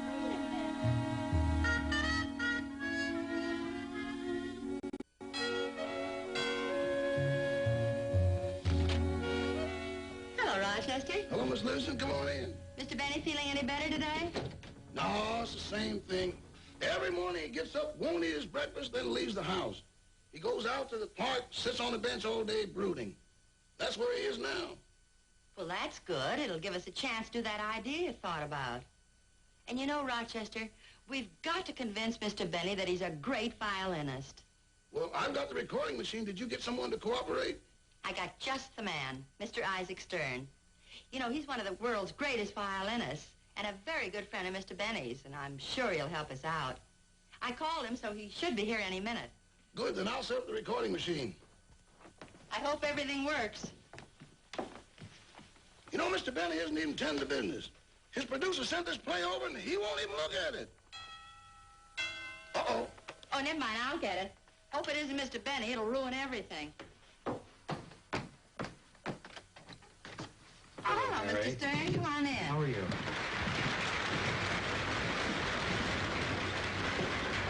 You know Rochester. Sure, how are you, Rochester? Hello, Mr. Stern. Well, Mary, when you called me and asked me to hurry over with the violin, I gathered that it was most urgent. Well, it is. You see, 3 days ago, Jack found out he wasn't a great violinist. Only 3 days ago? Well, he's very upset over it, but I think with your help, we might snap him out of it. Well, Mary, you know how I love Jack. And if there's anything I can do to bring the twinkle back to those big blue eyes of his, you know I'd be very happy to do it. Well, thanks a lot, but we better hurry. He might be here any minute. Fine. So Jack's really in a bad mood, is he? Yes, sir. All because he found out he's a lousy violinist. Rochester, lousy is a very harsh word. Appropriate, but harsh. Now, what's this plan you have in mind? Well, it's very simple. You see, this is a recording machine. Yes, I know. It starts here. No, Mr. Stern. That's the volume. Oh, I'm sorry. This is a switch. Mm-hmm. Now, if you'll get your violin out and play a solo, I'll make a record of it. And when Mr. Benny comes, I'll coax him into playing the same number and tell him I'm making a recording. Oh, I see. And when you play it back, it'll actually be me playing. That's right, and Jack will think he's terrific. Well, that's a cute idea. That's very clever. Now, if you're ready, Mr. Stern, we can start recording. Uh-oh. Jack's coming up the walk now. Well, what are we going to do? I haven't made a record yet. See, I've got an idea, Mr. Stern. I think it'll work just as well. What is it? You hide in the closet, and I'll get Mr. Benny to play something and make believe that I'm making a record of it. And when you hear me say playback, you play the same thing that Mr. Benny played. Well, I'm willing to try it. Well, good luck, fellas. I'm going out the back way. Bye, Mary. Now, Mr. Stern, you get your violin and come on in here. Okay. Now, if you get hungry, there's a candy machine right behind the vacuum cleaner.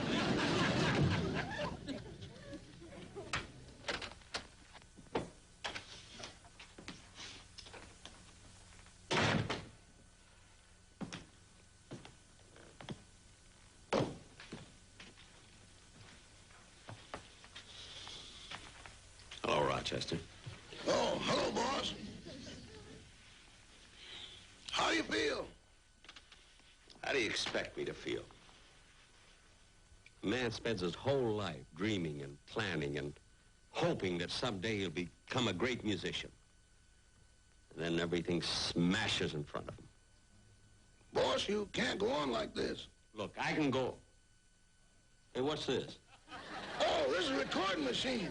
I bought it from a friend of mine to prove to you what a great violinist you are. Me? I know what I sound like. But that's just it, boss. You don't know what you sound like. What? When you play your violin, you're too close to it.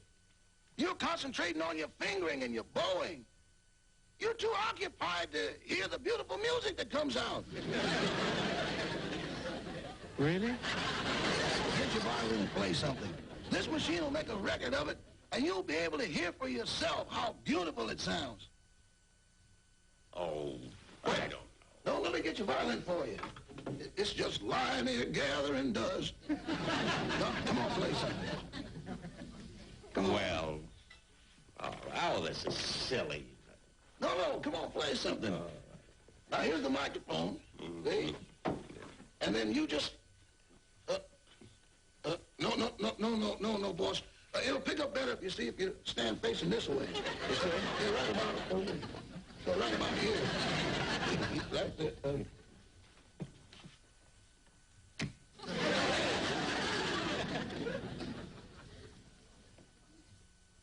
Okay.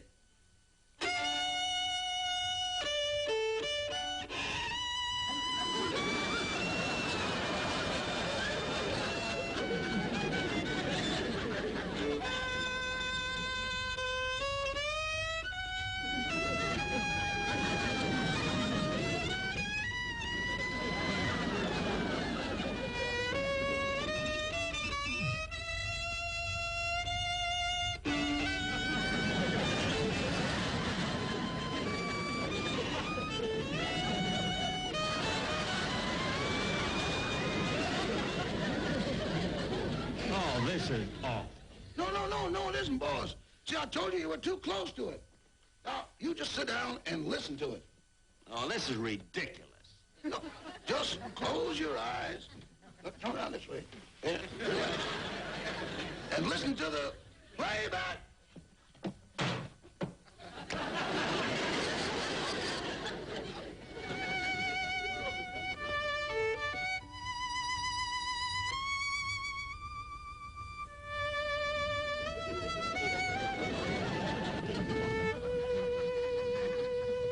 Rochester, that's wonderful.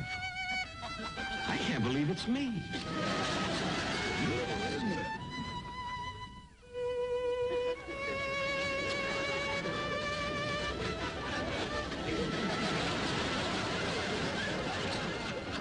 The fingering is perfect, but I'll have to work on the bowing a little bit. It sounds a trifle crammed. Could be.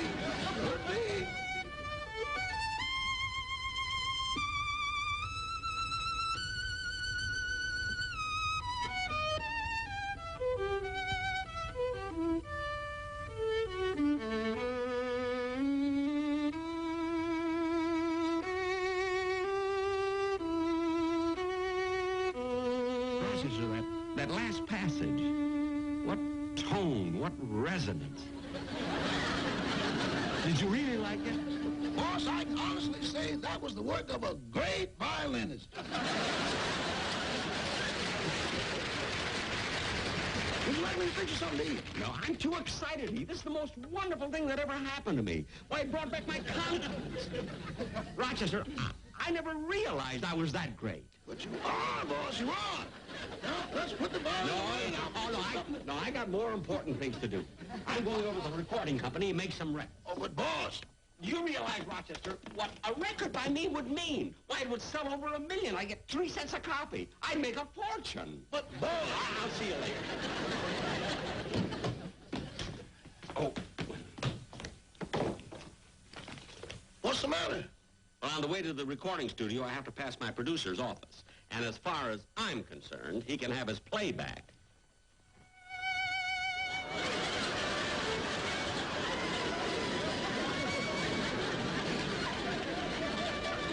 Rochester, what's that? Recording machine. Stop it! Stop it! Hold it! Hold it! Play up! Play up!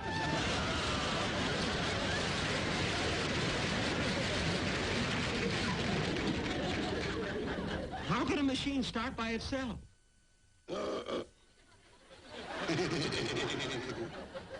Loose switch. Well, I don't want to waste any more time. I'm going to the recording.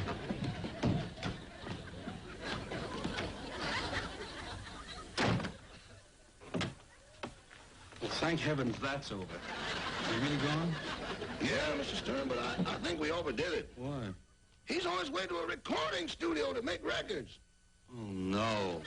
Well, I don't want to be here when he gets back. I'm going now. Well, if you wait a minute, I'll walk along part of the way with you. Why, where are you going?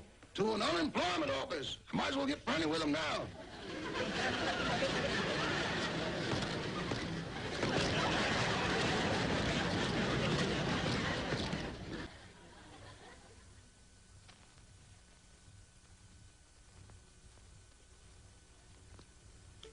Jack Benny and his magic violin. Take one.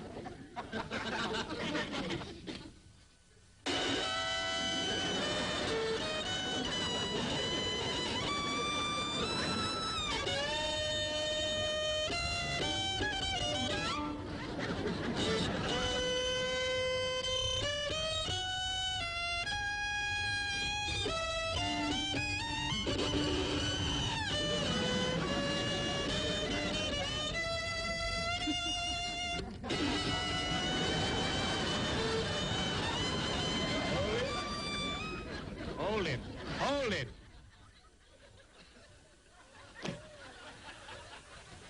What's the matter? What's the matter? I never heard anything so awful in my life. Well, I've got news for you, Bub.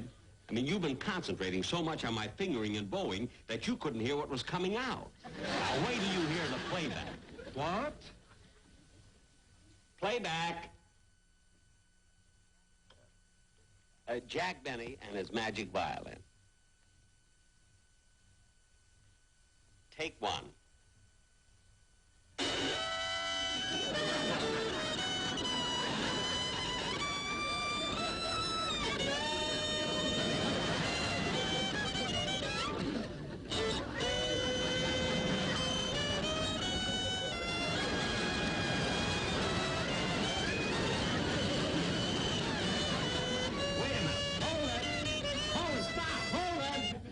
Bad, eh, Benny? You're darn right it's bad. I don't know where you got that engineer, but he's awful. He doesn't even know how to make a recording. Yes, I guess you're right, Mr. Benny, but he's the best we could get, and we have to do the best we can with what we've got, and, well, you know how it is. Yeah, it's a shame, but I guess you're stuck. Well, good day, Mr. Benny, and thanks for coming in. You're welcome.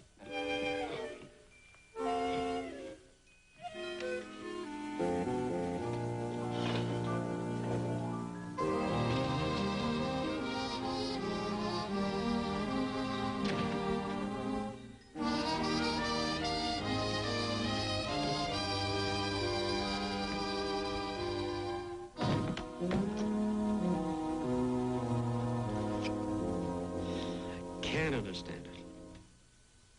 How a good company can have such an incompetent engineer, I'll never know. Must have been the engineer. See, when I made the record on this machine, it sounded beautiful. Just beautiful. I want to hear it again. See, how does this work? Oh, there it is. Now, Mr. Stern, if you'll get your violin out and play a violin solo, I'll record it. Oh, and when you play it back to Mr. Benny, it will only be me playing. I've got an idea. You hide in the closet. I'll get Mr. Benny to play something, and when you hear me say playback, you play the same thing Mr. Benny played. So that's it. They tricked me. Oh, Rochester! Come in here, I want to talk to you. What about? You know what about. Come in here.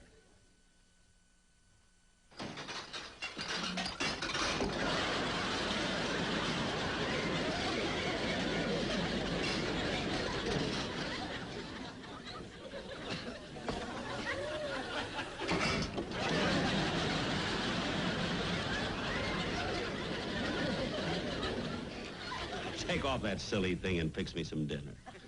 You mean you're not mad with me? No, I guess not. After all, you did it for my own good. Anyway, it serves me right for being such a big ham.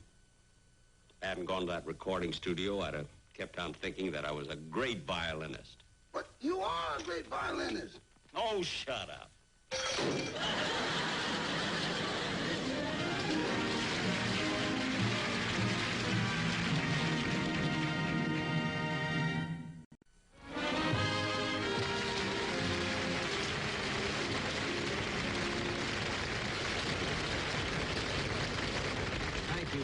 ladies and gentlemen. I also want to thank Mr. Isaac Stern, one of the world's truly great violinists, for being such a good sport. I'd like to have you meet him again, and maybe he'll play an encore for us. Mr. Isaac Stern.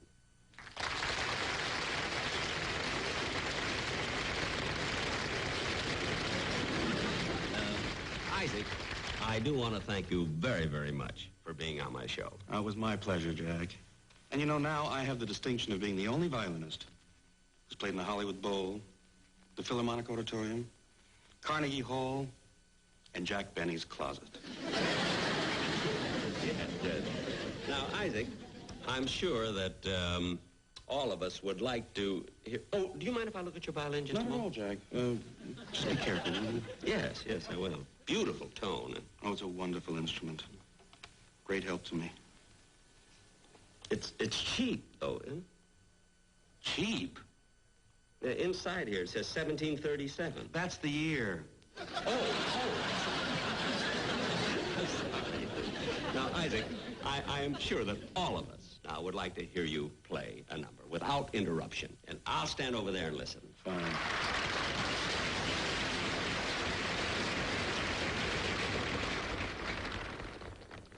Ladies and gentlemen, with the assistance of my longtime colleague, Mr. Alexander Zarkin, we'd like to play for you the Polonaise Brillante in D major by Wieniawski.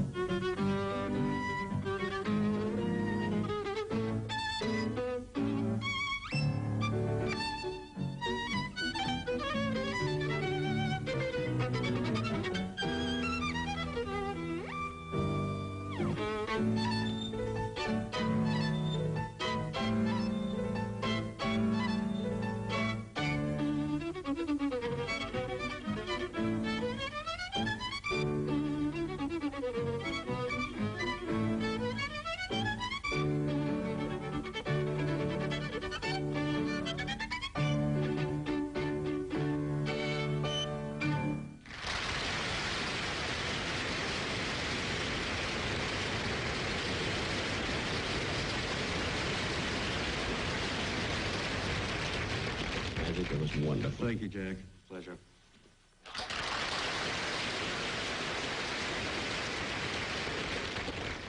I must practice. Good night, folks.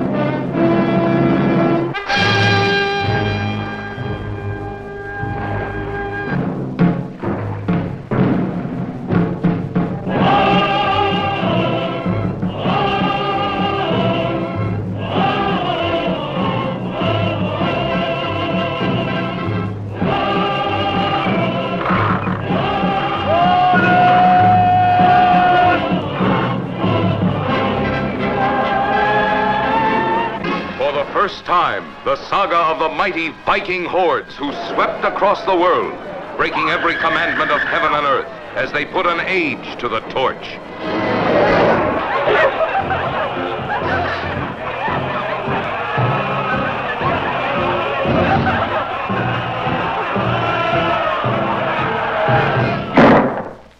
If you touch me, I'll kill myself.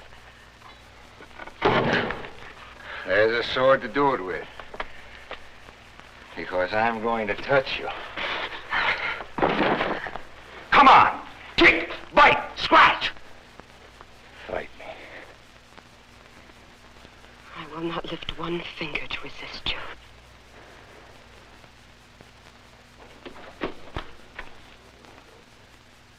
I want this slave alive. The sun will cross the sky 1,000 times before he dies.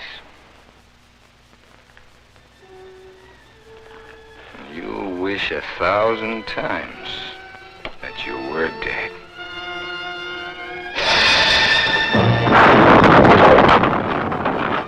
To a Viking, there was no life except life in battle. There was no death except death in battle. There were no women except women taken in battle.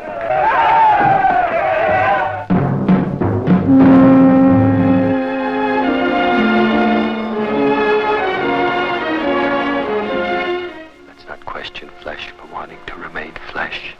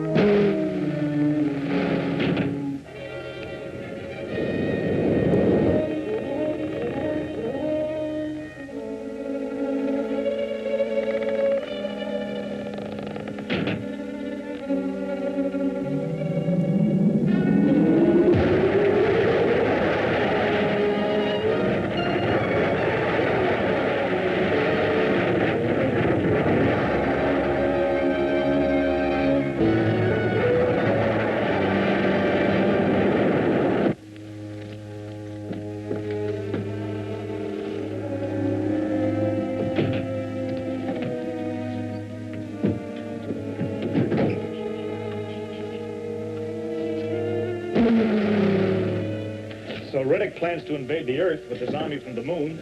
As soon as the saboteurs he already has there finish softening up our defenses. Do you think he'll be able to do it? I'm afraid he might. I don't know how many men or rocket ships he has, but his atomic weapons are so far ahead of anything we have, he wouldn't need a very big army. What did you find out about the ray guns? Only that they use an element called lunarium instead of uranium as the base for their atomic reactions. They apparently can control the reactions so they will work either as a disintegrating ray or as an explosion like our atomic bomb. Well, if their weapons are that powerful, it would be impossible for our people to attack them here, even if we had rockets enough to transport an army. That's right. Apparently they let us land because they weren't afraid of a single ship, but they would undoubtedly blast down an invading fleet. Then hadn't we better go back right away and warn our people? Our orders were to find out if the attacks were coming from here, and if so, to try to figure out some way to stop them. Those are large orders. All we have is a light machine gun and some hand grenades. They wouldn't do much for that walled city. No. But there was one of their ray guns in Reddick's laboratory. If I could get hold of that, it would be easy to blast open their pressurized buildings and really put them out of business. All you've got to do is get the gun. That may not be too tough. We brought some nitrous oxide with us, didn't we? Yes, there's a small tank of it.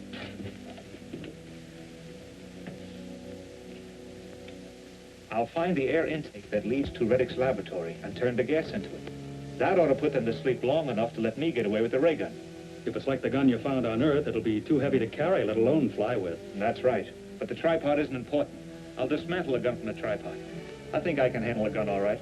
Maybe you can, but it'll be quite a load. I better get a helmet and go with you. Hank and Joan can stay here and guard the ship. Okay. I may need some help at that.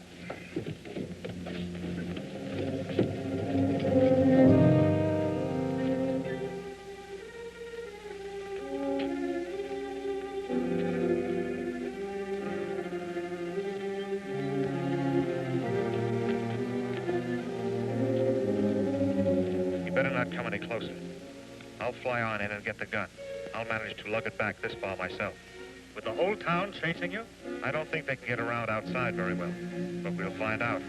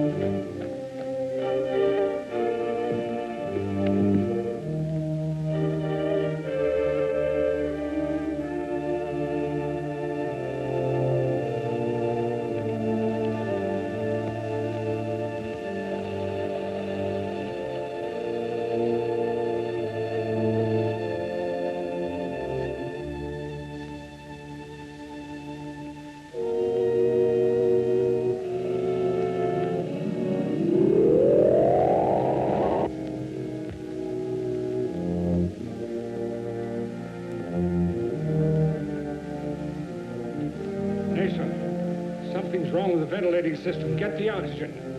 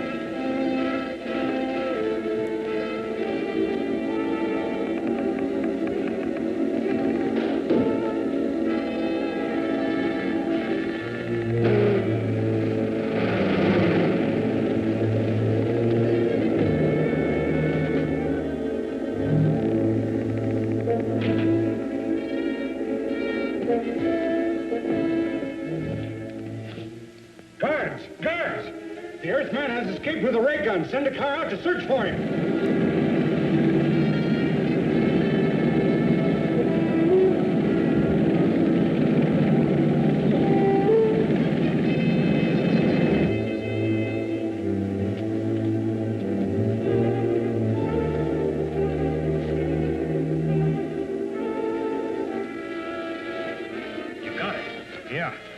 Sure is heavy. Is anybody after you? Not yet. Give me a hand with this. We've got to move fast.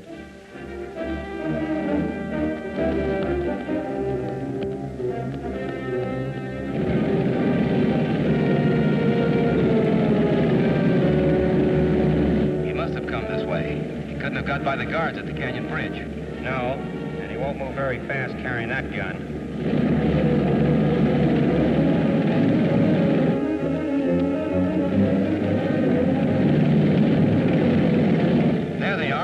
Give them a blast.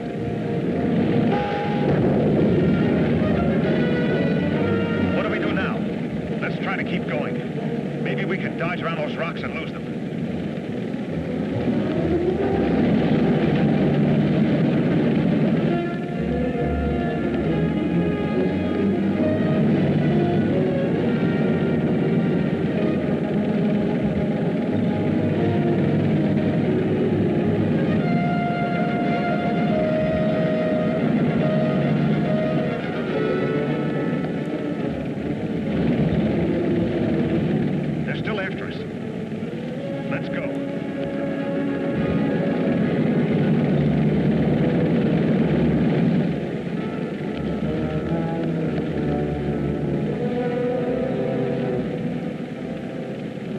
Looks like a cave.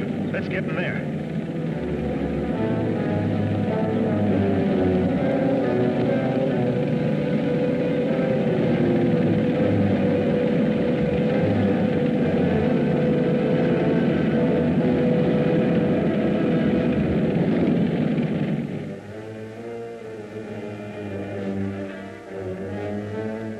We can't follow them in there. Set the ray gun at constant heat. We'll melt the cliff and bury them alive. Right.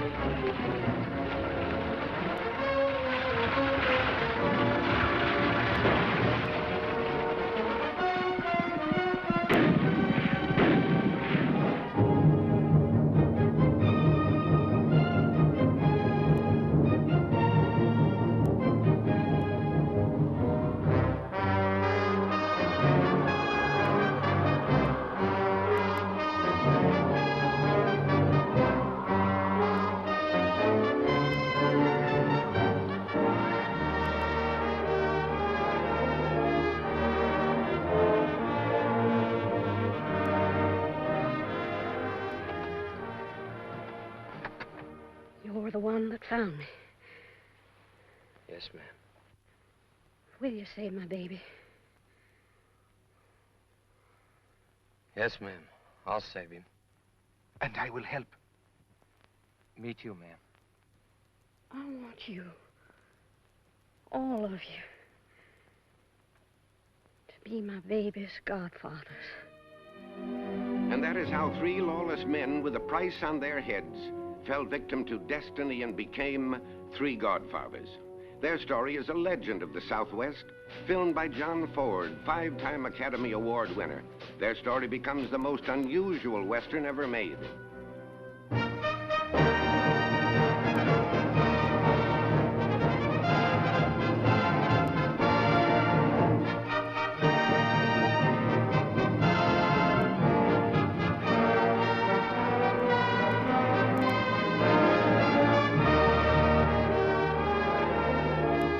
In my opinion, gents, taking a bath is the least of the troubles confronting little Robert. Robert William Pedro. Why didn't somebody stop me before I promised that woman? Well, I don't want to grow no long white beard in the Yuma Penitentiary. May my beard grow clear till it gets down to my foot. May it get a nest of prison rats before I break my promise to a dying woman. Who said I was breaking my Why don't you kill promise? the little fellow I didn't now? say I was Sure, gonna- feed him to the Why, coyotes. you chilly, Devon horse thief? Horse thief, Yes, horse thief. A lot of boys stick up stagecoaches and banks and one thing or another. But a man that'd dynamite a water hole in this kind of country is downright criminal. You heard Mr. Latham when he said $100 dead or alive. I'll add $50 to it. I'd like 'em dead.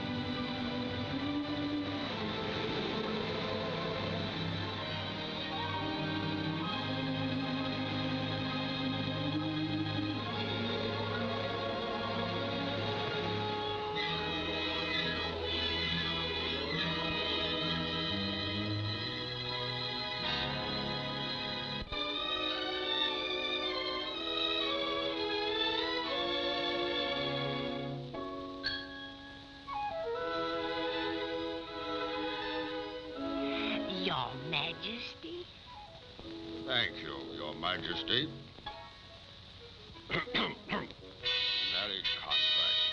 King Little of Lilliput does this 5th day of November give the hand of his daughter, Princess Glory, to Prince David, son of Bombo, King of Blefuscu. Right in order. Right.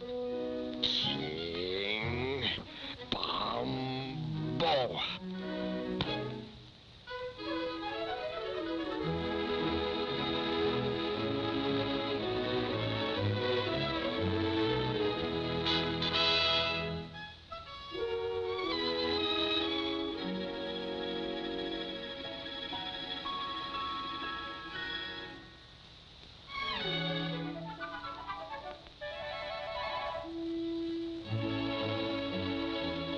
We did it, you little rascal, you.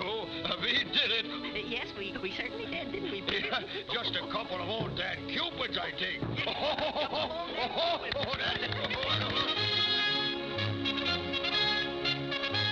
Your Majesty, the wedding things are here. There's a giant on the beach,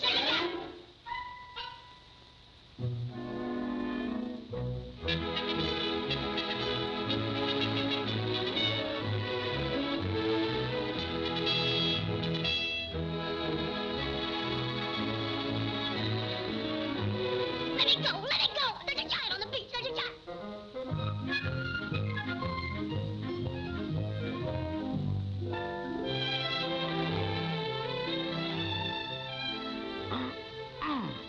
Exquisite taste. Exquisite. Roses, freesies, rhododendrons, ranunculus, snapdragons und daisies.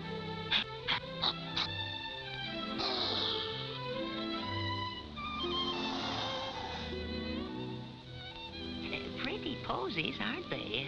Beautiful blooms. Beautiful.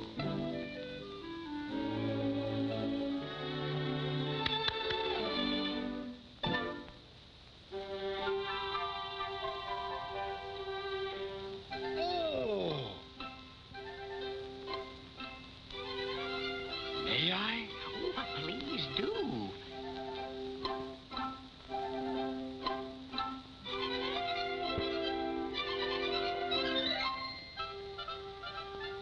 Magnificent.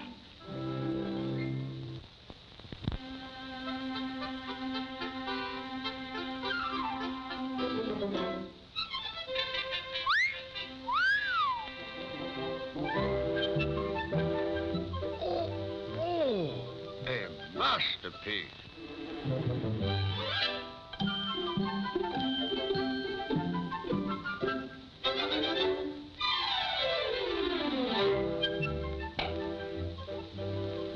Vanilla. Wow!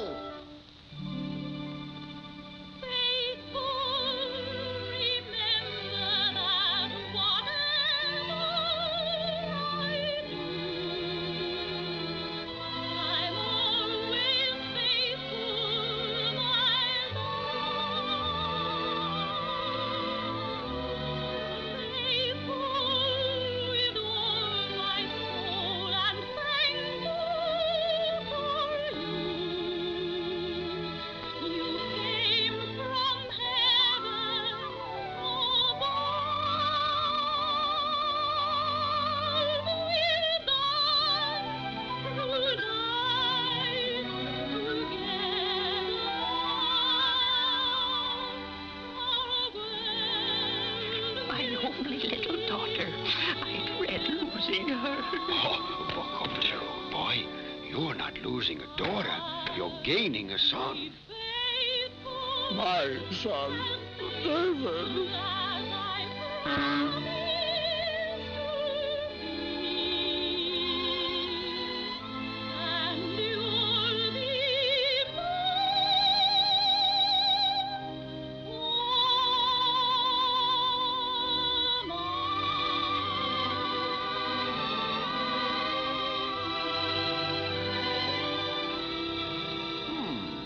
Lovely melody. Yes, we like it. That is Faithful, the song of Lilliput. It will be played at the wedding tomorrow. Of course, of course. Oh, what's that? Faithful? Oh, no, no. Forever, the song of Blefuscu must be played at the wedding.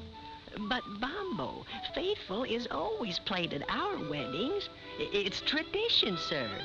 And it's very pretty. Yes, yes, I know. Pleasant little ditty, but hardly appropriate for this great occasion. But forever, there's a song for you. Ha-ha! Faithful will be played. Ah, twaddle. Absolute twaddle. It must be forever. Faithful. Forever. Faithful. Forever.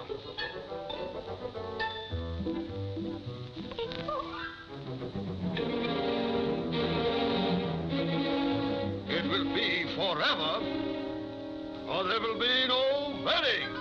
No wedding, but the cake and the pretty flowers and... Oh, Bombo, you love Faithful.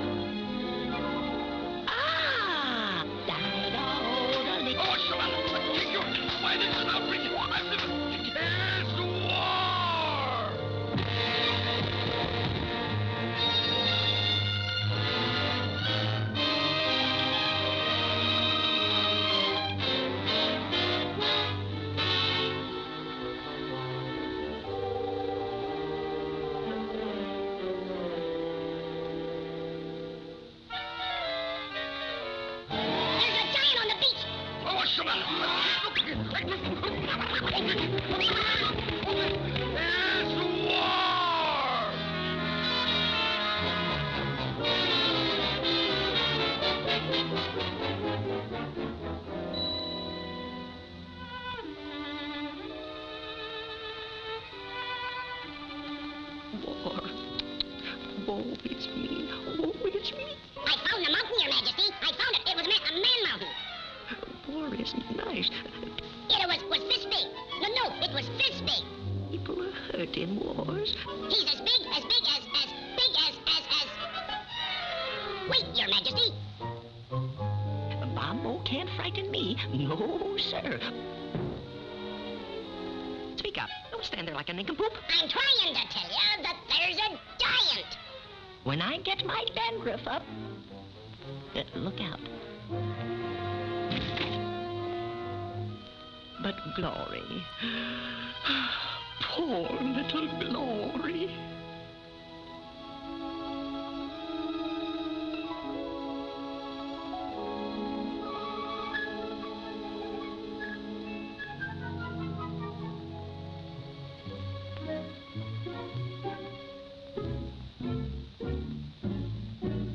Don't look now, gentlemen, but it's war. War? Whoopee! Forever, forever, there won't be anyone but you. Remember, I'm true, my sweet. Forever, forever, you share in everything I do and keep smiling through, my sweet. I'll have just you here in my heart, and I'll trust you, though we're apart. So forever, forever, my guardian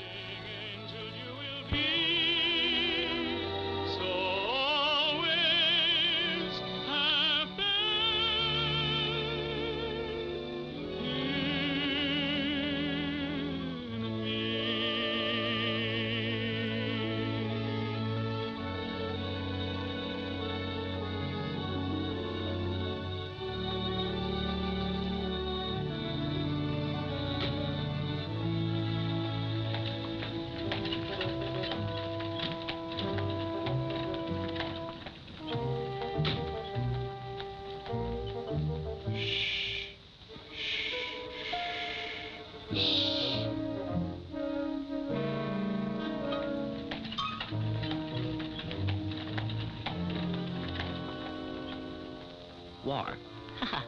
Rolls off my back like a duck. But I'm trying to tell you. I'm telling you, there's a... What's on your mind? I say... Speak up, man. There's a giant on the beach. There's a giant on the beach. For heaven's sake, Gabby, button your mouth. Can't you see I have a war on my hands? Be off with you. Shoo, shoo, shoo, shoo, shoo, shoo. A war? Do you suppose he can be a spy? Or they bother me with passion. Tush it. Who's a spy? Who's a spy? The giant on the beach! Giant? Why don't you tell me these things? Do something. Don't stand there. Go, stick the dogs on. Fetch him to me at once.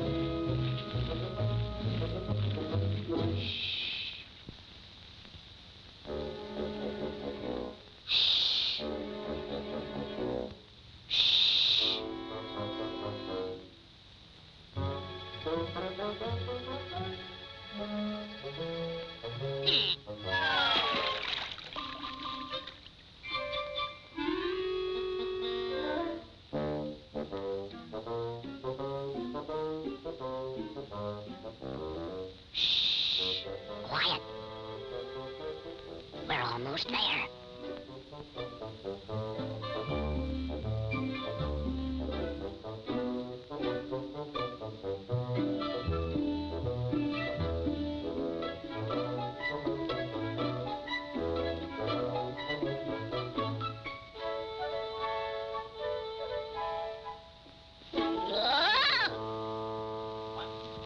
Where is it? I don't know. But it was right here. Here. Oh, yeah? Well, where is it now? Well, I can't understand it. It was right here. Honest. Giant. Dragging us out in the dead of the night. Yeah, chasing wild geese. Gabby must have been seeing things. Maybe it just got up and flew away. Yeah, and breathing fire. Look out, Gabby! Your giant's gonna bite you! Hey, fellas, maybe it was me, he thought. Look, I'm a giant. I'm a giant.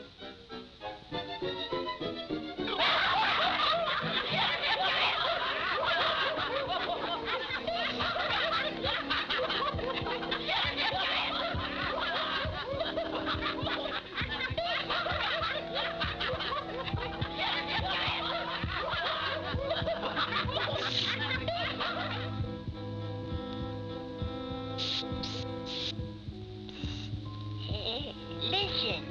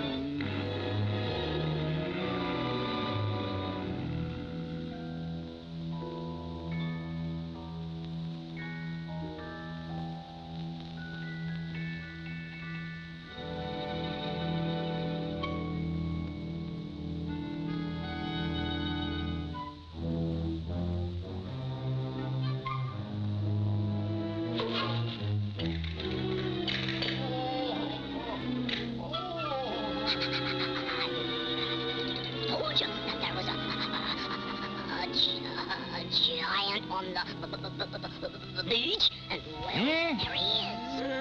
He said that's the giant on the beach!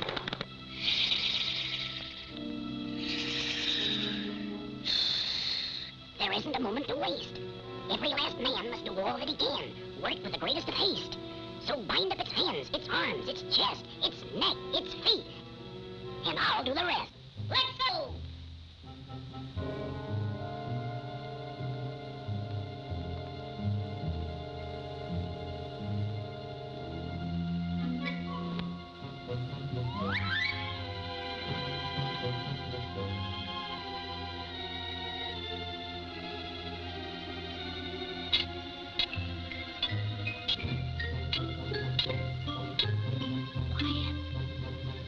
Quiet, quiet, quiet.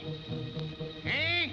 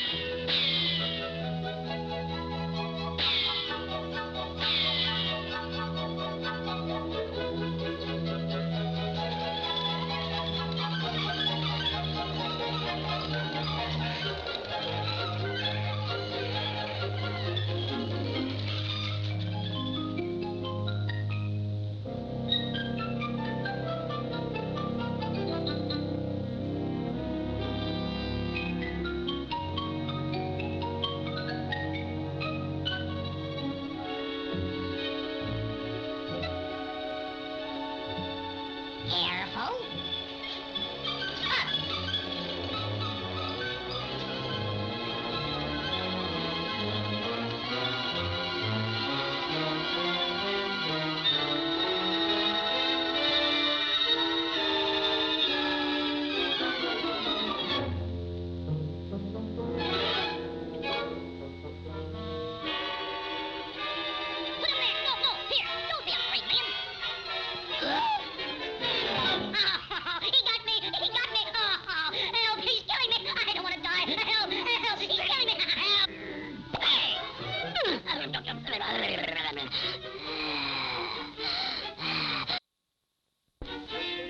Well, what are you waiting for?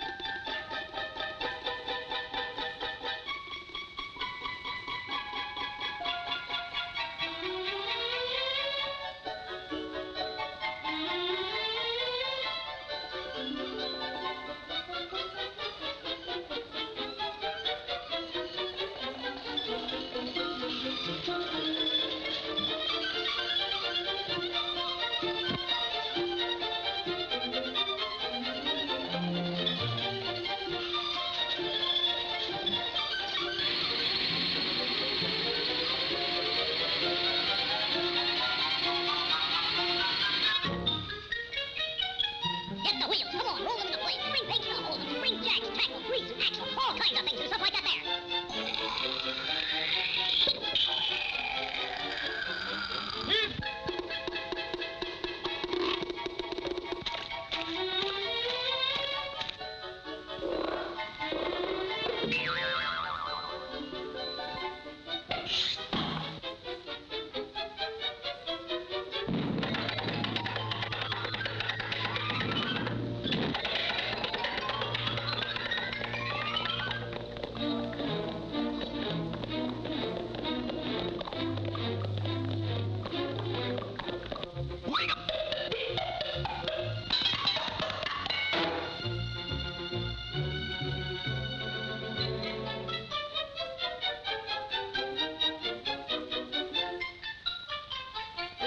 Come on now, let's go. Hee-haw.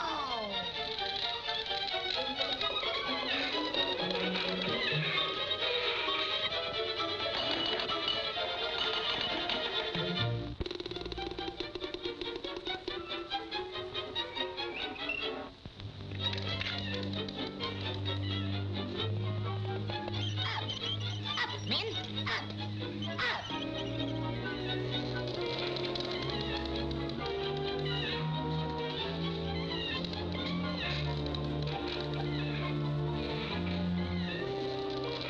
Back up, Billy. Come on, Andy. Steady there, Bessie. Back up, Andy.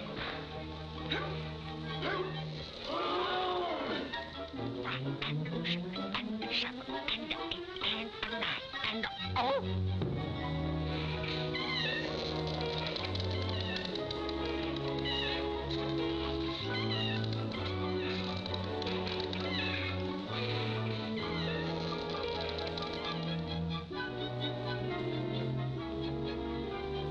Ready, Dandy Roll? Let's go! Giddy up, Susie. Oh!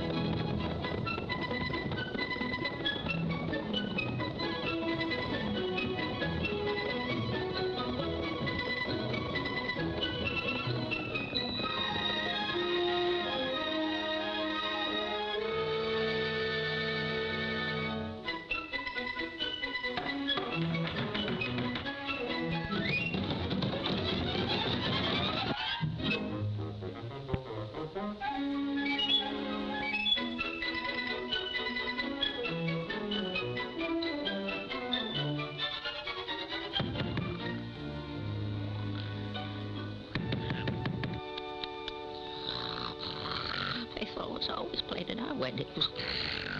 Faithful.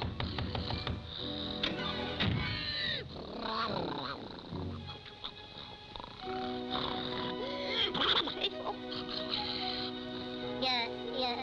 Your Majesty. I've got the giant.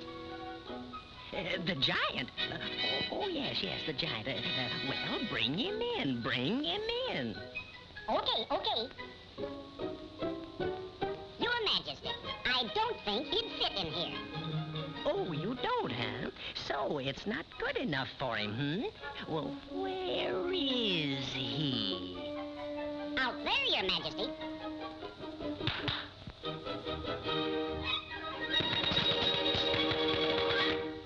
Now then. Not good enough for him.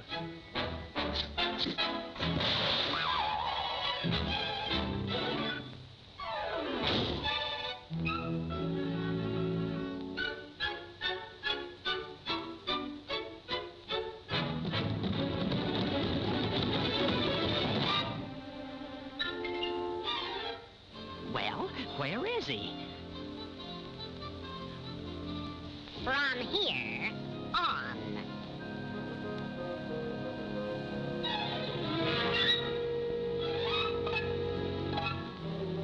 Call out the guards, the army, the navy, women and children first. I'll see you later.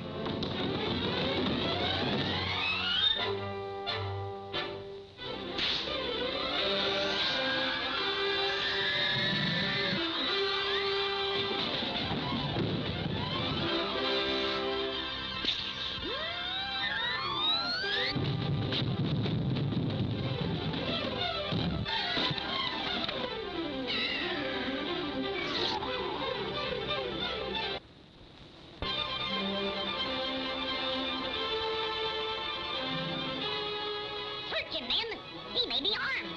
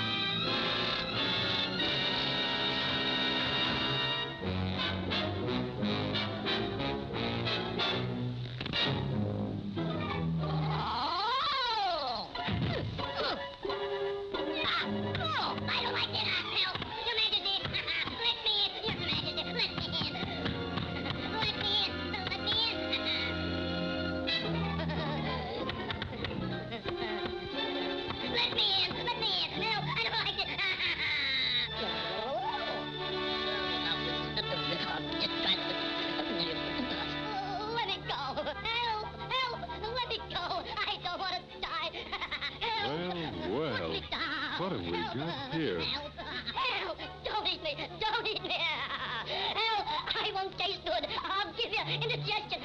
A man. A tiny man. You can't do this to me. I got a wife and kids. Millions of kids. Hold on there, mate. Nobody's going to hurt you. Help!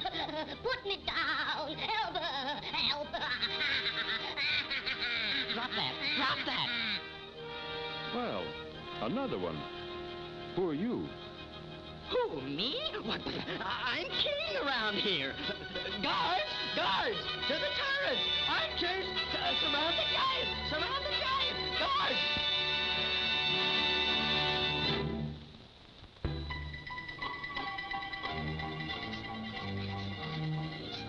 Well,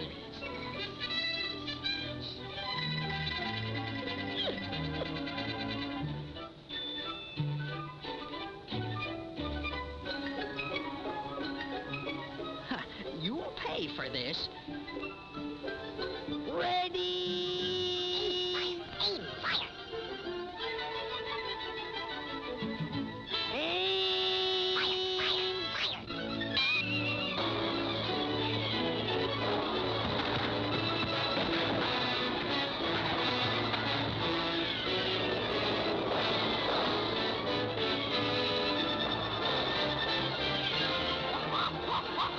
How do you like that?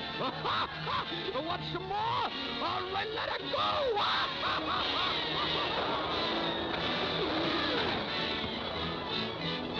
It's Bob! Oh! Close the gates!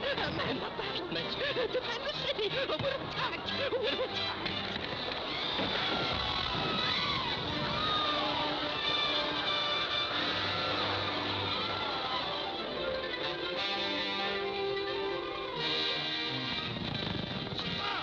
Stop, you swine! Get back to your post! Get back there and fight! We, your bluffers, go are not afraid of anything.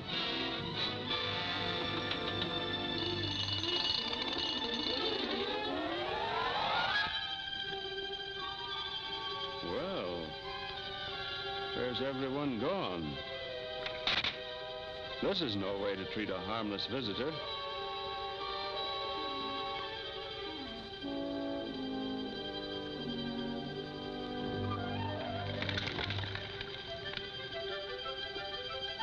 Look, Gabby, we've won! Gabby, Gabby!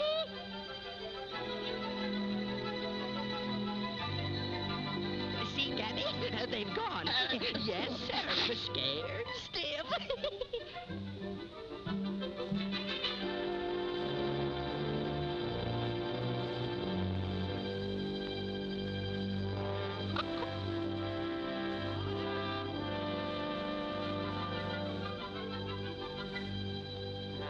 Hello there.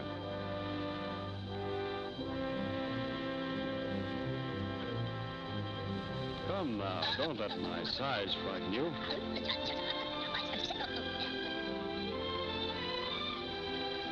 You, Your Majesty, surely you're not afraid of me. Well, good. Then let me present myself. My name is Gulliver, Your Majesty. Lemuel Gulliver, a shipwrecked sailor. At your service. Well, welcome to Lilliput, Mr. Gulliver. Mr. Gulliver, can you fight? Well, Your Majesty, I can lick anybody my size. Ah, splendid, splendid. I don't think Bombo will give us any further trouble while you're around here. No, sir. He's on our side, Gabby. He's on our side. There's nothing to fear. The Mad Mountain's on our side.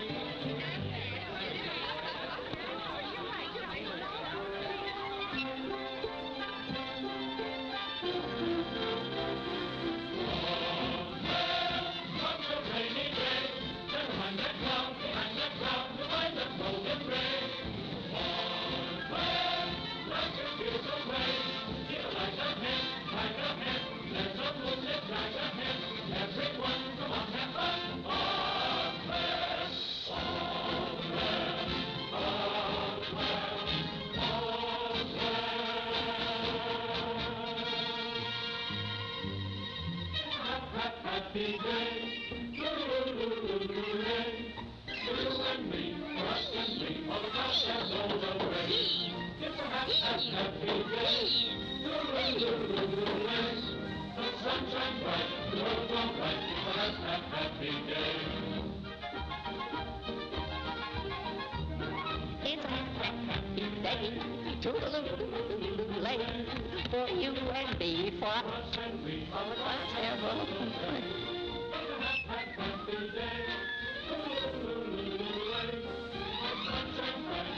All right, it's a happy day.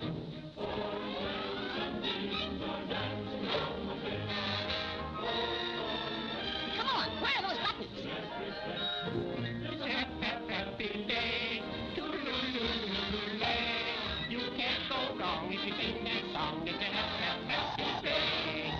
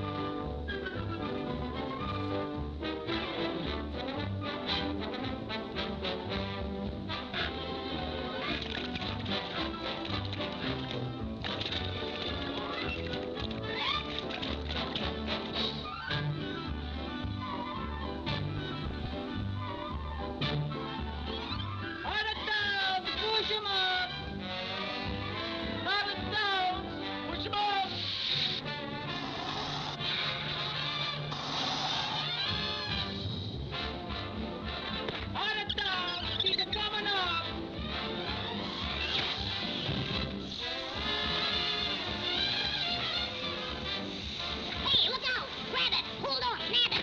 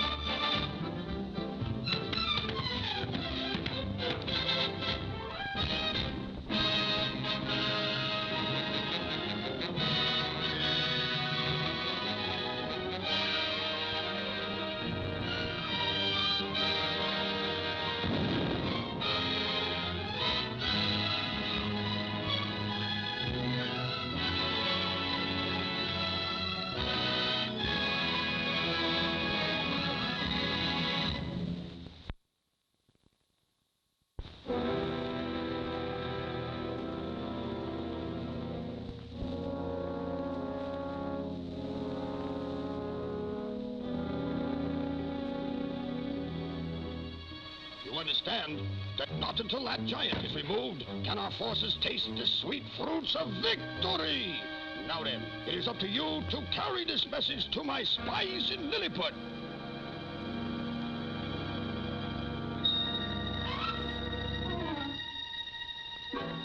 Be off, and may luck be with you.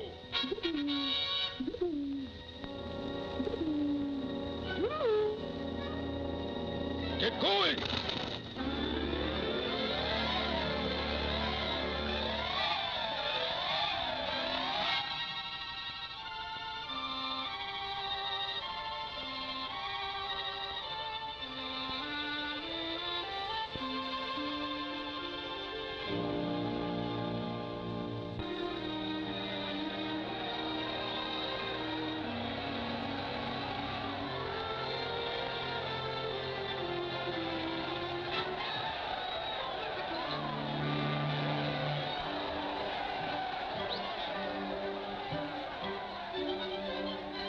Your Majesty, I'm sorry the little princess isn't with us. Yes, too bad. Too much excitement for one day.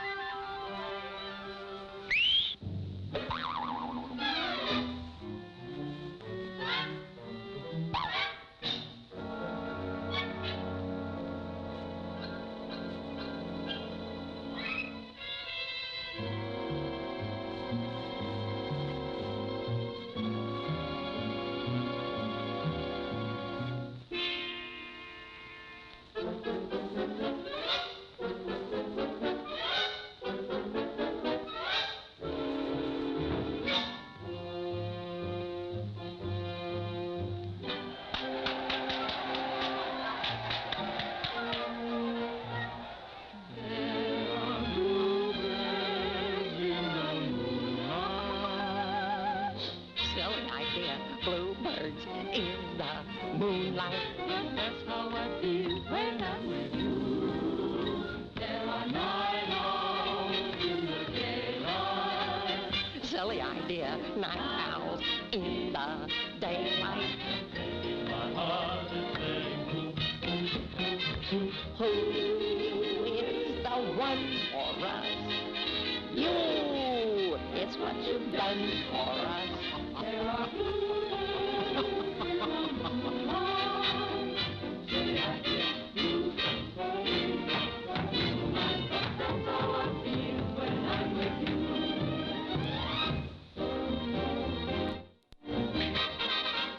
There are bluebirds in the moonlight. Say I get you. That's how I feel when I'm with you.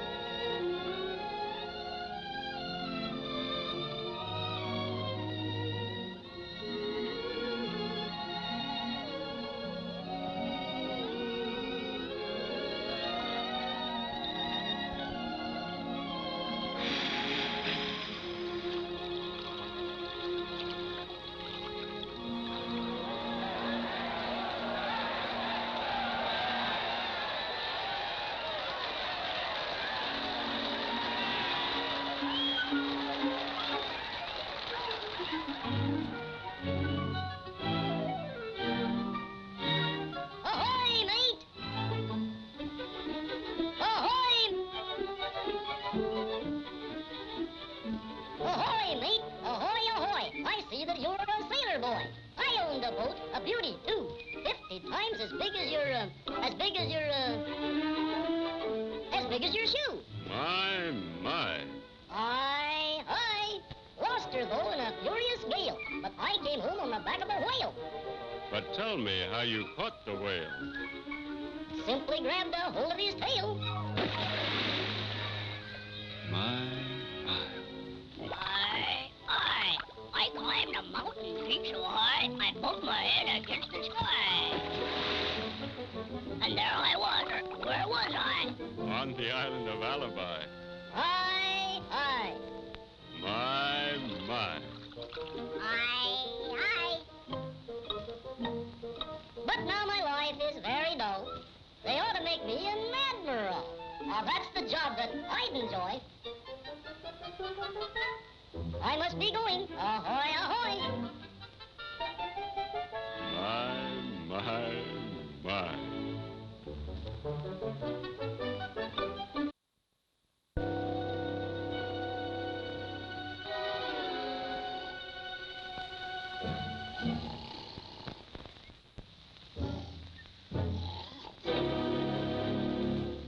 You put that ball in there, and then it goes down and around. Pull that thing. And it comes out here. Giant!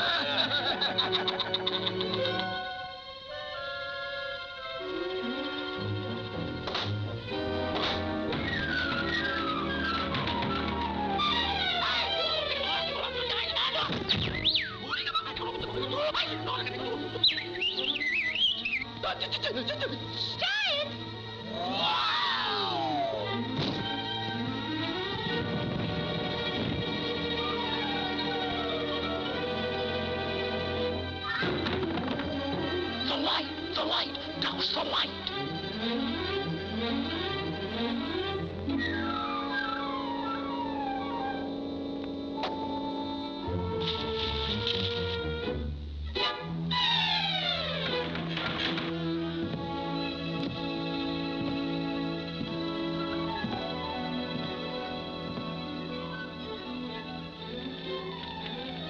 He's gone.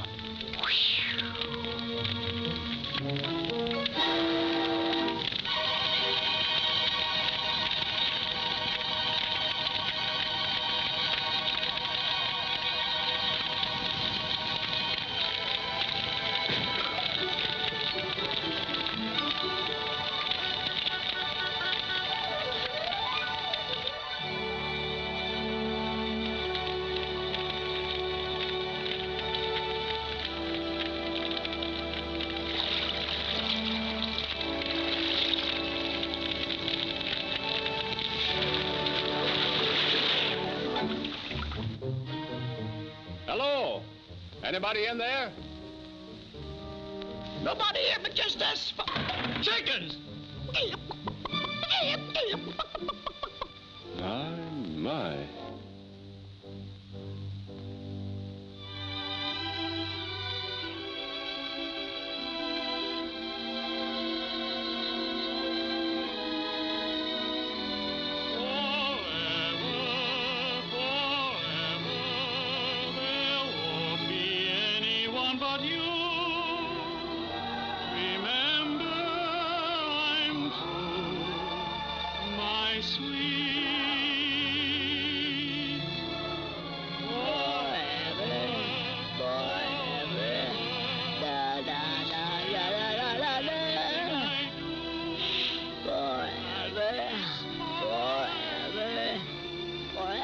Forever? That's the song of Weatherskew. Hi.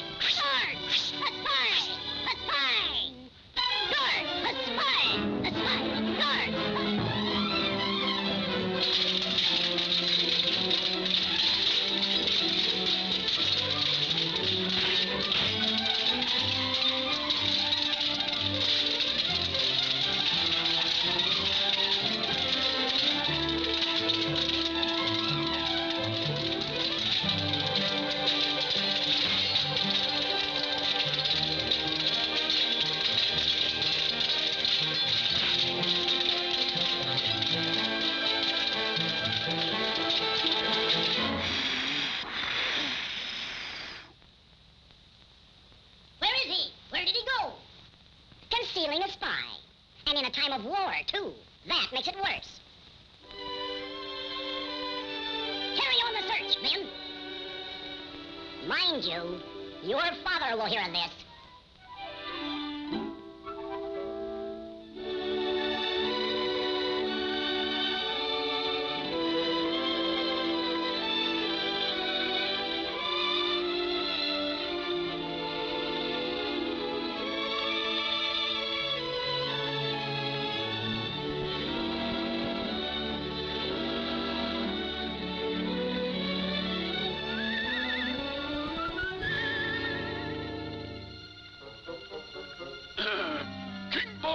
Say the word, and the giant is a dead duck.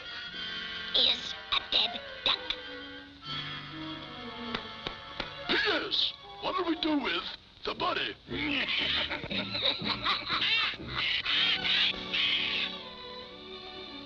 2 hearts and a wedding broken by a melody? Incredible.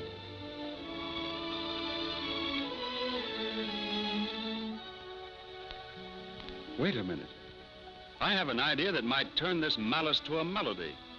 Sing faithful and forever together as one song.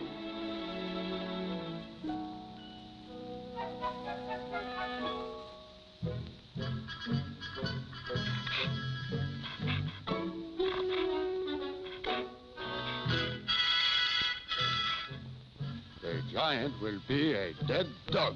Ha! Now we are getting at somewhere. Dear spies, destroy, crush, obliterate, annihilate. Kill him. I will attack at dawn. Affectionately yours, Bombo.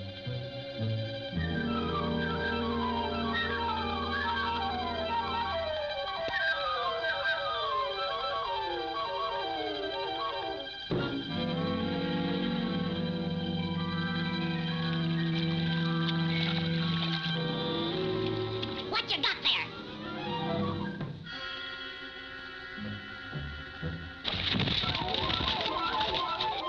Attack at dawn. Attack.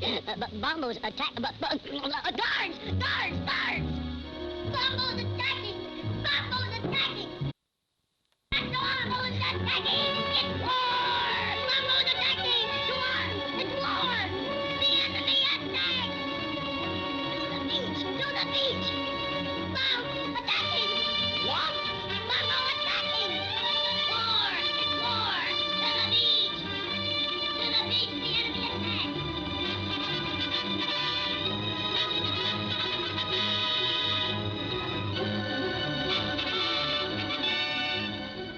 To defend Lilliput.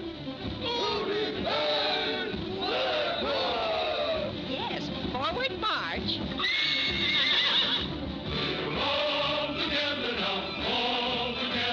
Gulliver! Where are you? Bombo's attacking! Where are you, Gulliver? We'll be wiped out! Gulliver, where are you? Gulliver! Gulliver! Bombo's attacking! Gulliver! Gulliver! Bombo's attacking! It's war! Gulliver! It's war! Gulliver! Where are you? Gulliver!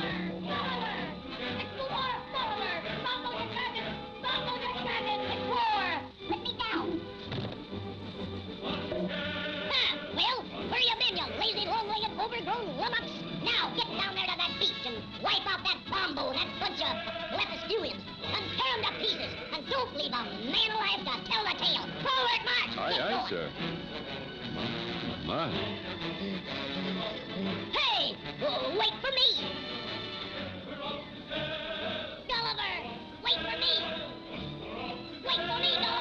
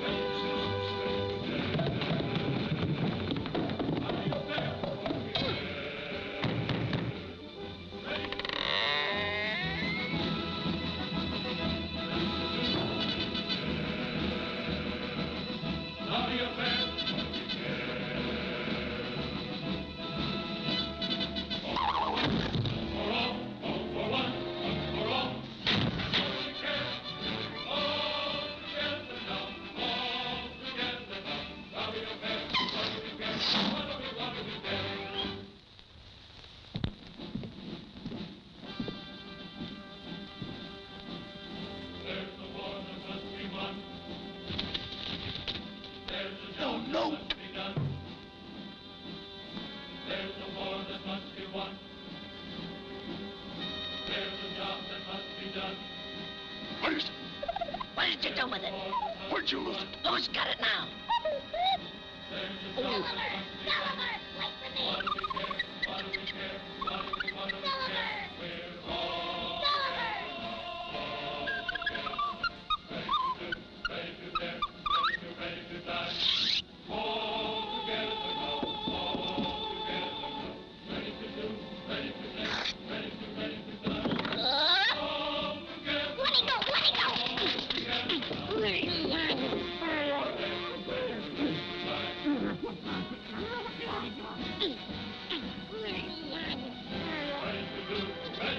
Let's go!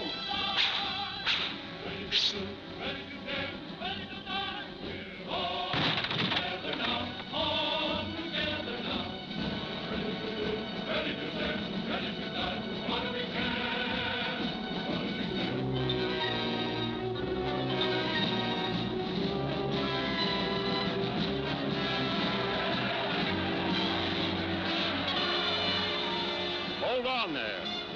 We can settle this peacefully. Listen. Hold your fire. Hear what I have to say.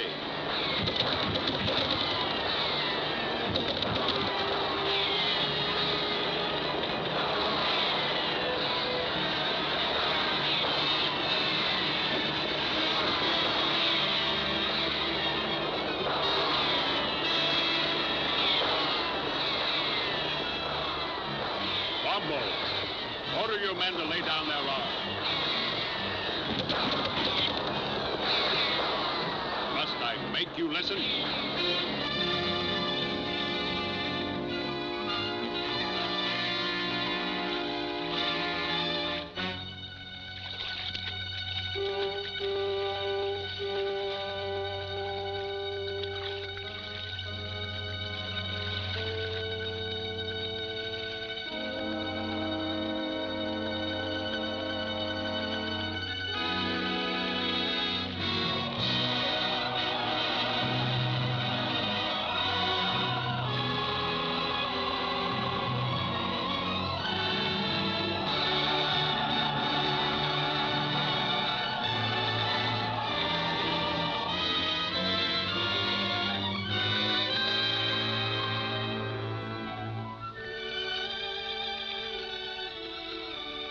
David, look.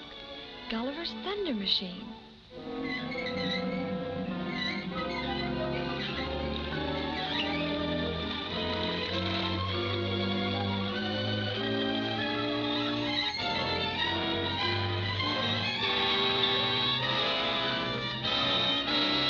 Wait here, Glory. David.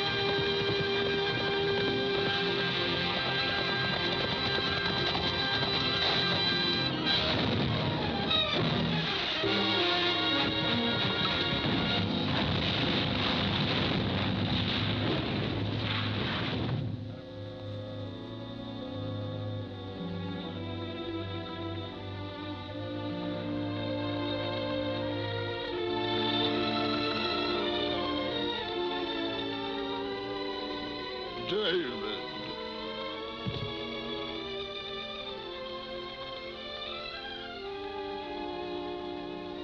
Poor, foolish little people. Look what you've done. Now go ahead, break your nutshell heads over your songs. But did you have to break Glory's heart, King Little? Because you're thoughtless and selfish? And you, Bombo, oh mighty warrior, what have you won? You were too stubborn to think, too busy quarreling to lend ear to the harmony that might have been yours.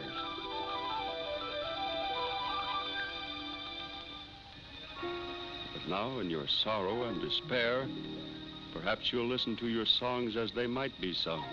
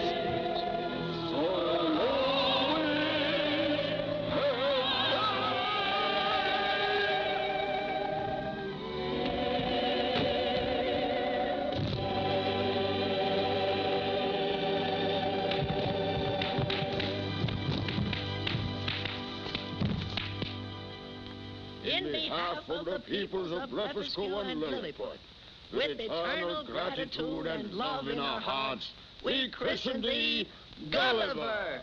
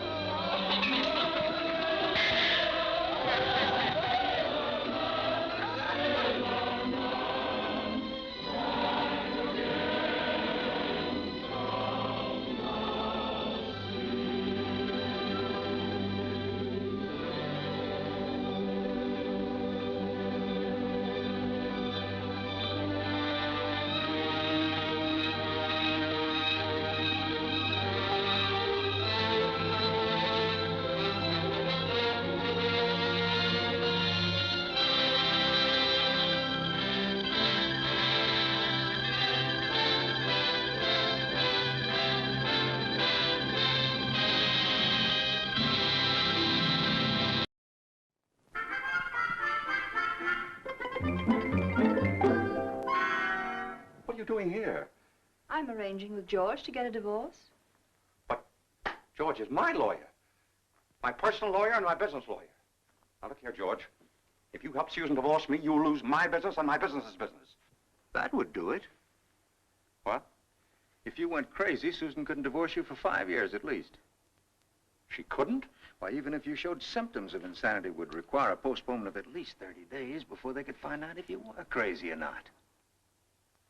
Look. I'm a teapot.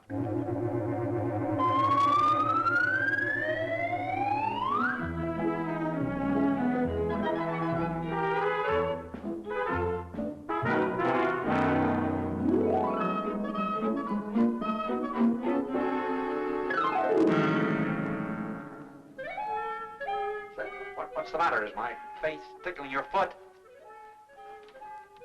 My friend, I set you free. Henceforward, you are a free man. You can't free me, sir. I'm free now. My friend, if I can't set you free, then why am I Abraham Lincoln? Oh.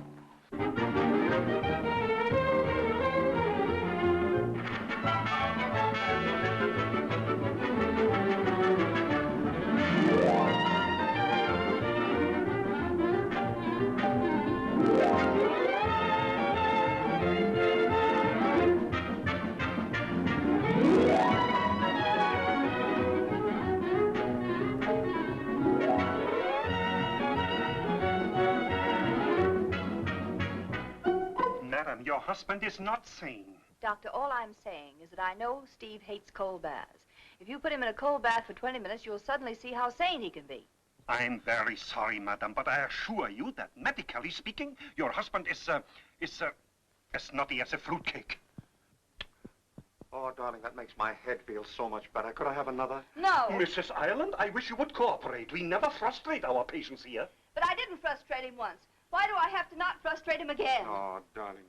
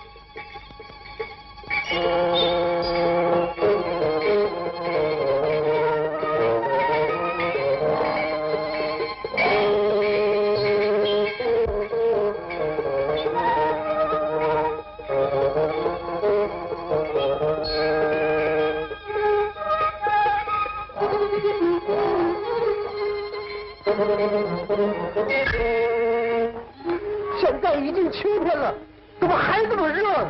呆子，不要说废话，赶路要紧。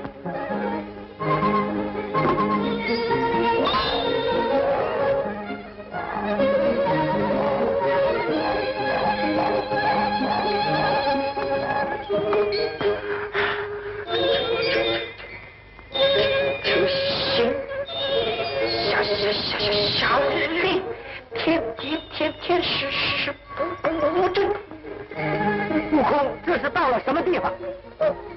反正是我们上今天必定要经过的地方。我们没有走错路线吧？为什么这个地方这么样的热呢？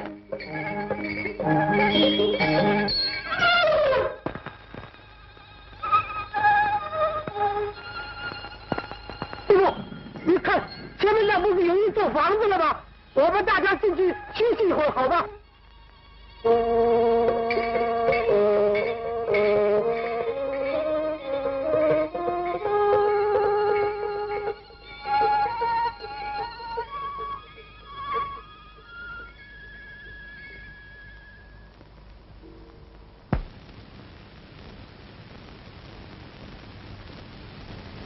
这个地方名叫火焰山，周围有几百里的火焰，一根草都不剩，一年四季都是热的。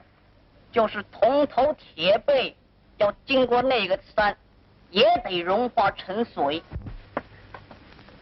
哪有这种事？师傅，你请放心，我们三个人都有法子可以过去。师傅，我去看看，好吧？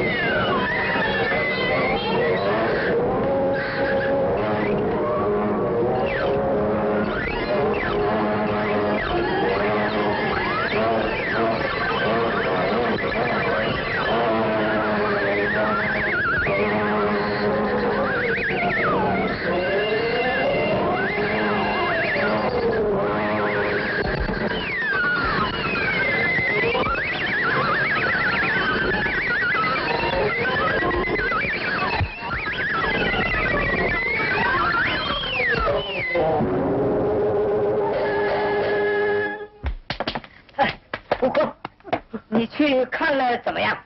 厉害，厉害，真厉害！要不是我跑得快呀，尾巴都烧光了。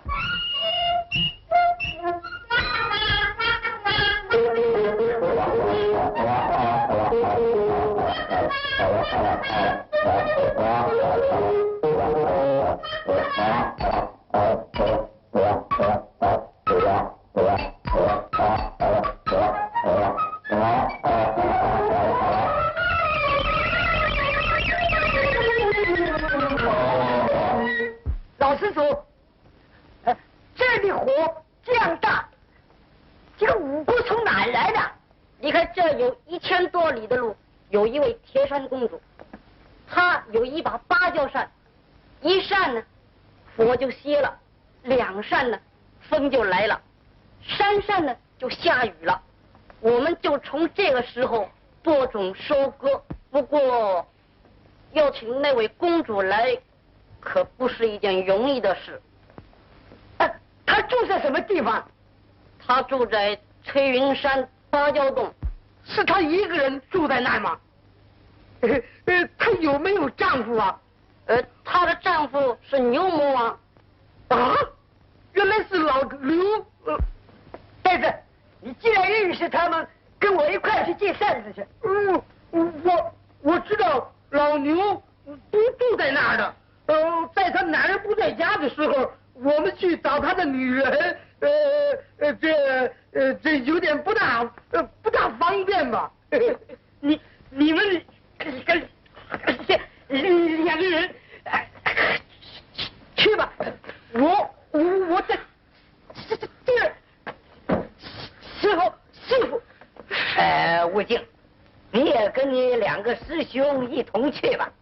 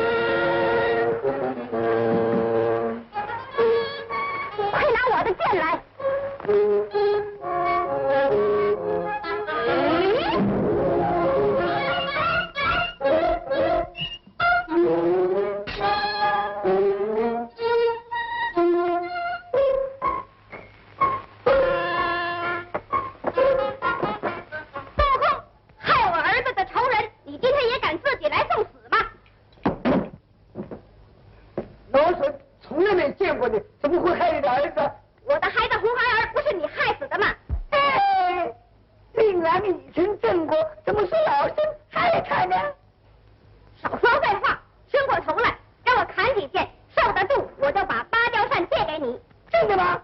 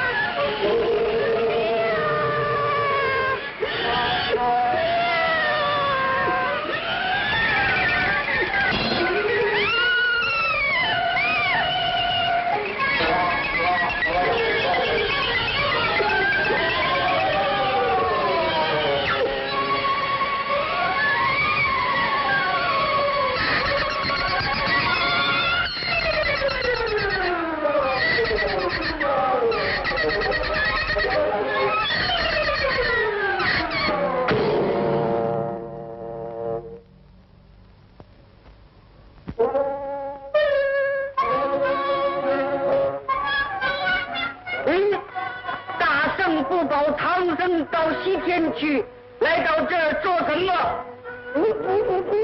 啊！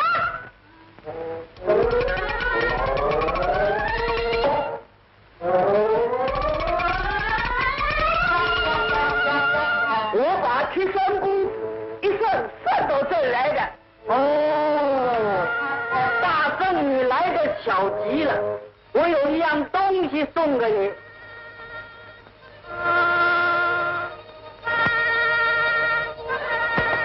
这里是一粒定风珠，大圣你有了这珠子，可以你的心坚定了。好，那铁扇公主扇不动你了，大圣你来看。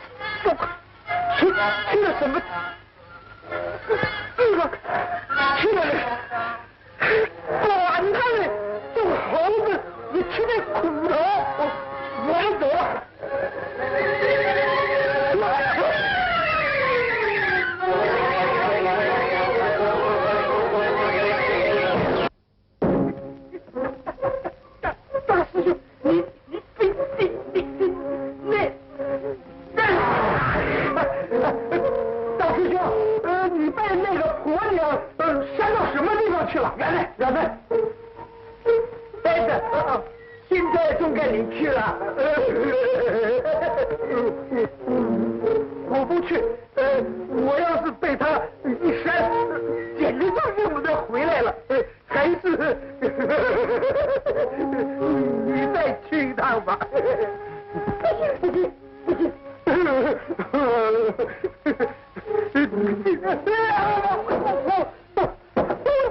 下次轮到你，可不准再偷懒了。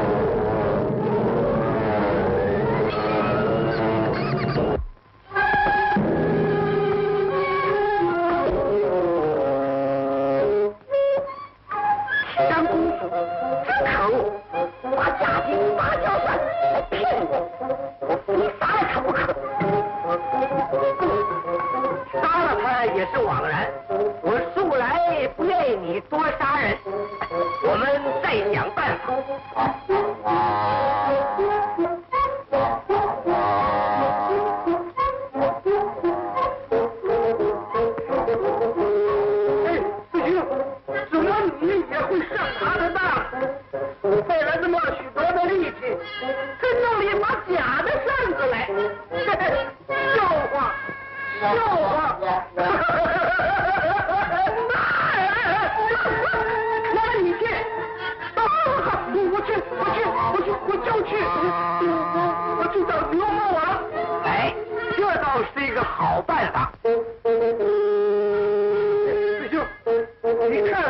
好不好？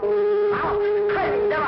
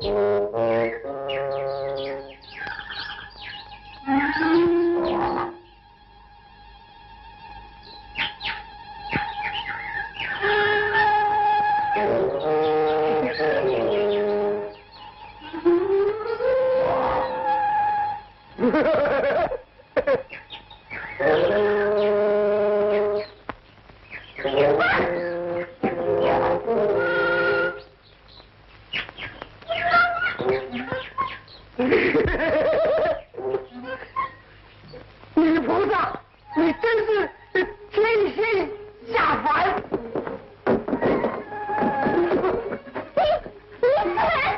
都不是从芭蕉洞来找牛魔王的，快放手！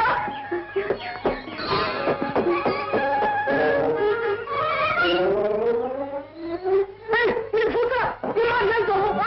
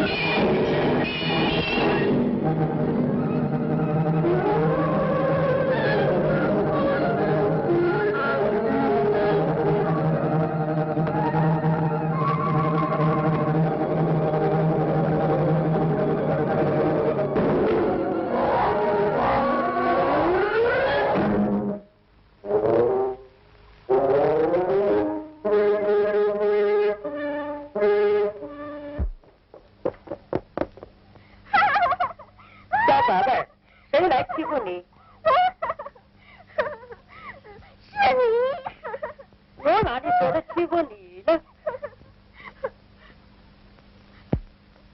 你还是回八家洞去吧，省得那个不要脸的东西时常派人来请你，气死我！几时有人来请过我？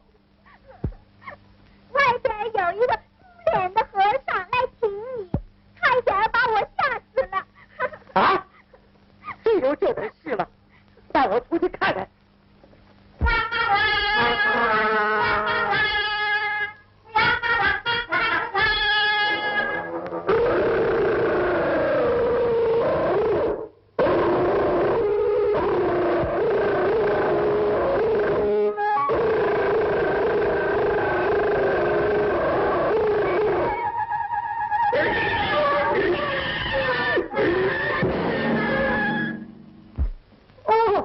牛大哥，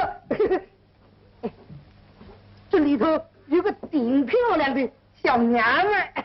呸！那是我的女人，你为什么要欺负她？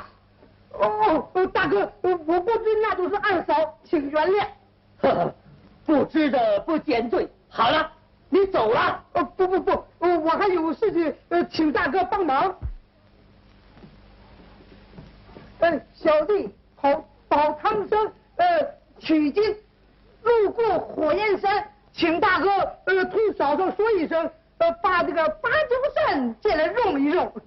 不成，那唐僧有个孙悟空，是我害死的仇人，我正要抓他们报仇。令郎已成正果，请大哥不必再计较吧。好，看到我们从前交情，我不跟你计较，咱们去了。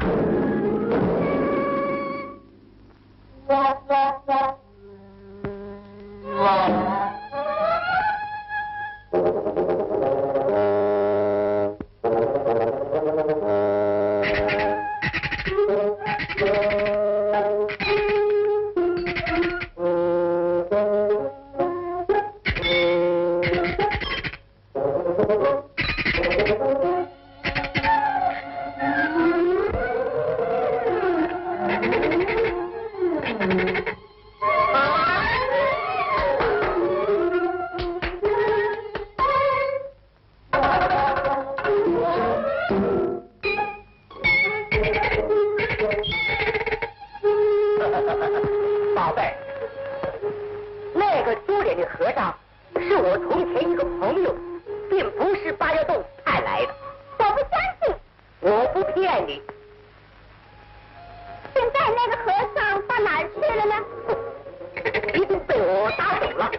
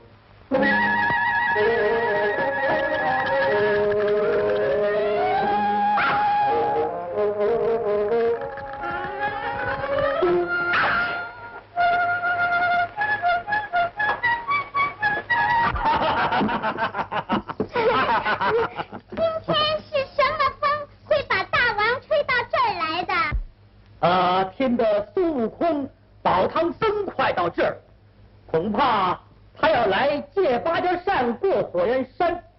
那猴子是害我们儿子的仇人，早晚来了，抓着他，让我们夫妻出恨。夫人，你为什么哭？那猴子已经来过了，是我不肯把扇子借给他，不知道怎么会跑到我的肚子里来，弄得我肚子疼得要命。后来我没有法子，只好把扇子借给他。哎呀，可惜，你怎么把扇子借给他？拿去的是假的。啊，假的。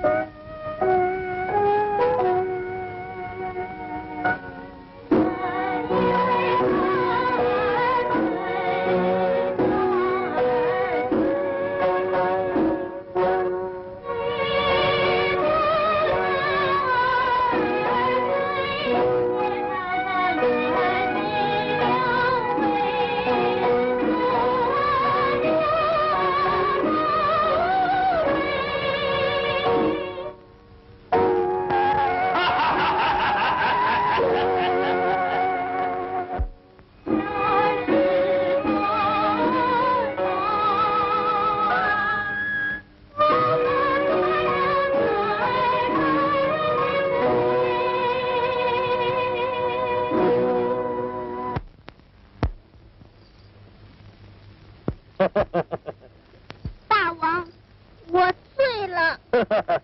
哦，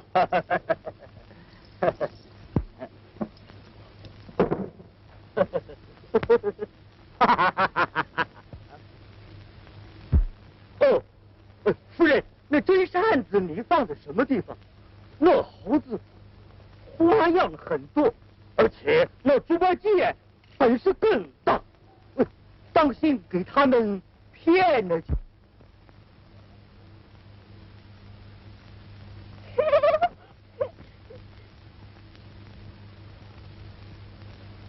宝贝不是在这儿了吗？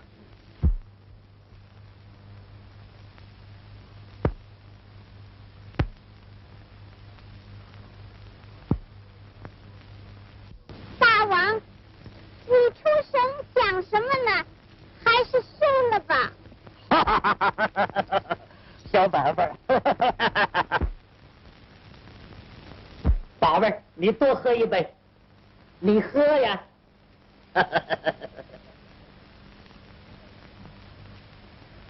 哦，这晚上金龙大王还要请我去喝酒呢。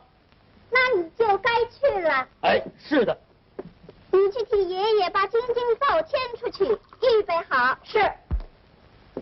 可是你今儿个晚上去要少喝一点儿，免得回来睡着叫不醒你。不好了，爷爷那个金金皂不见了！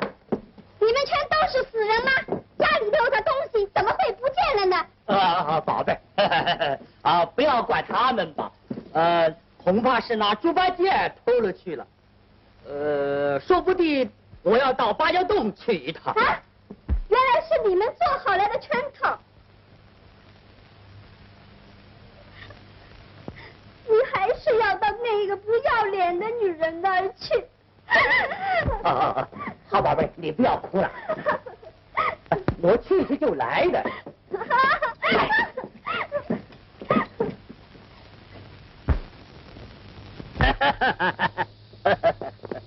哎，来喝，哎喝。哎，我现在放心了，不怕他们偷我们的宝贝。他们就是偷了去，不知道把那丝线一拉，31颗珠子也没有用处啊。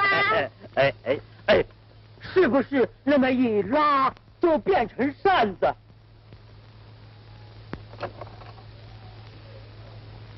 大王，你真是喝醉了，自己的宝贝都忘了，还来问我。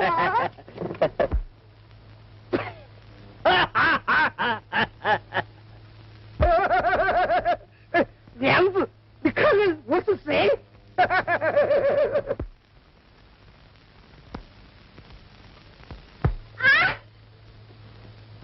你是什么人？我是唐僧的二徒弟猪八戒。对不住，谢谢你打酒了。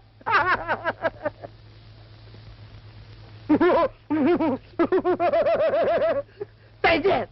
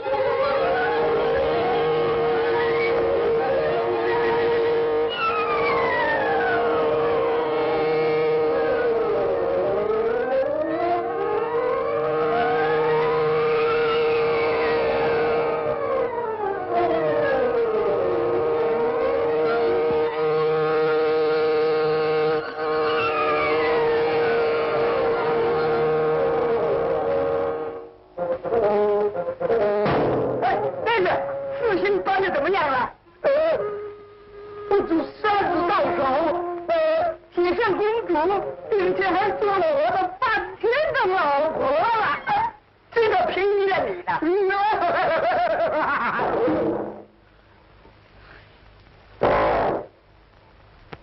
哎，扇子拿来给我看看。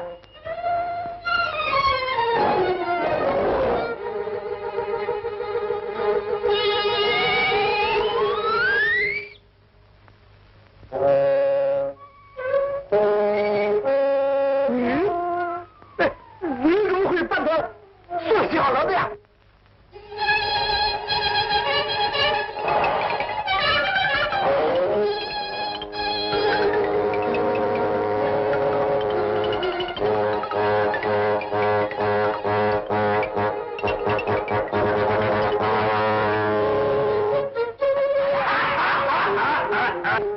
老杜，你可认识我吗？你不要跟我开玩笑了！谁给开玩笑？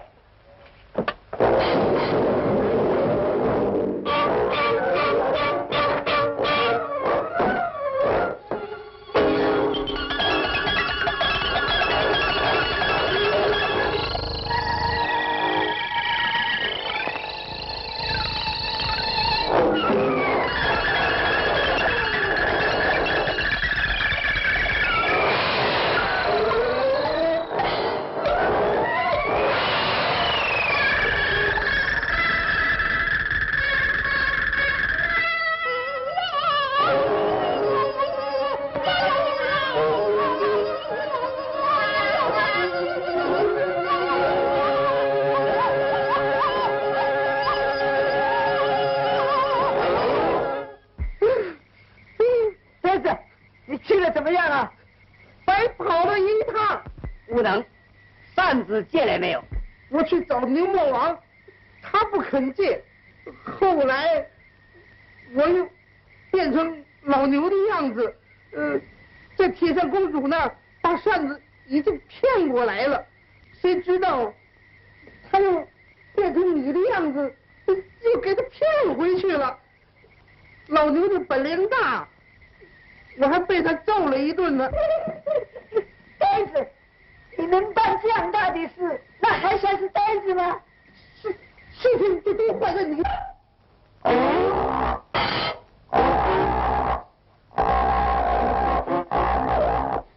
你们不要吵了，赶紧再想办法。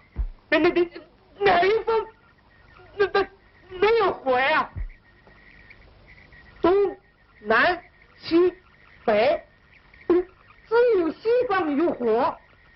那我们不是要走回去了吗？走不通，不回去怎么样呢？八戒，你不要这样说。要成功一件事情，总是有阻碍的。我们要做这样神圣的事情，就要坚定我们的信念，不能因为有一点困难就中途改变我们的宗旨。你们这次失败的原因是由于既不同心又不合力。假使你们3个人一条心，合起力量，共同跟牛魔王决斗，事情一定可以成功的。我们坚决师傅的命令，去跟牛魔王争一个谁胜谁败。谁胜谁败，那就好极了。各位受他的害处也不小了，希望各位也出些力量，跟小徒们共同征服牛魔王，消灭火焰山，免除永远的祸患。我们遵从师傅的命令，为大家谋幸福，大家一起出力去。好。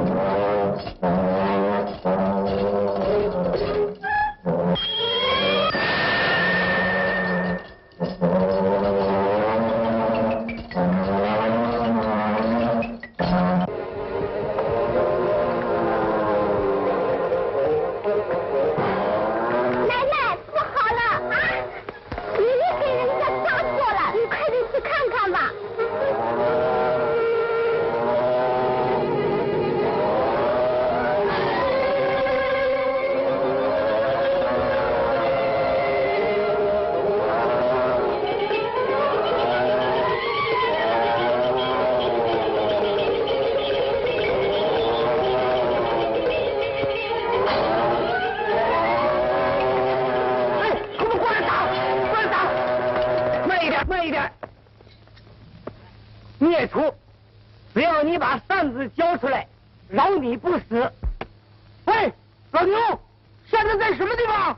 快拿出来啊！在我老婆那儿啊。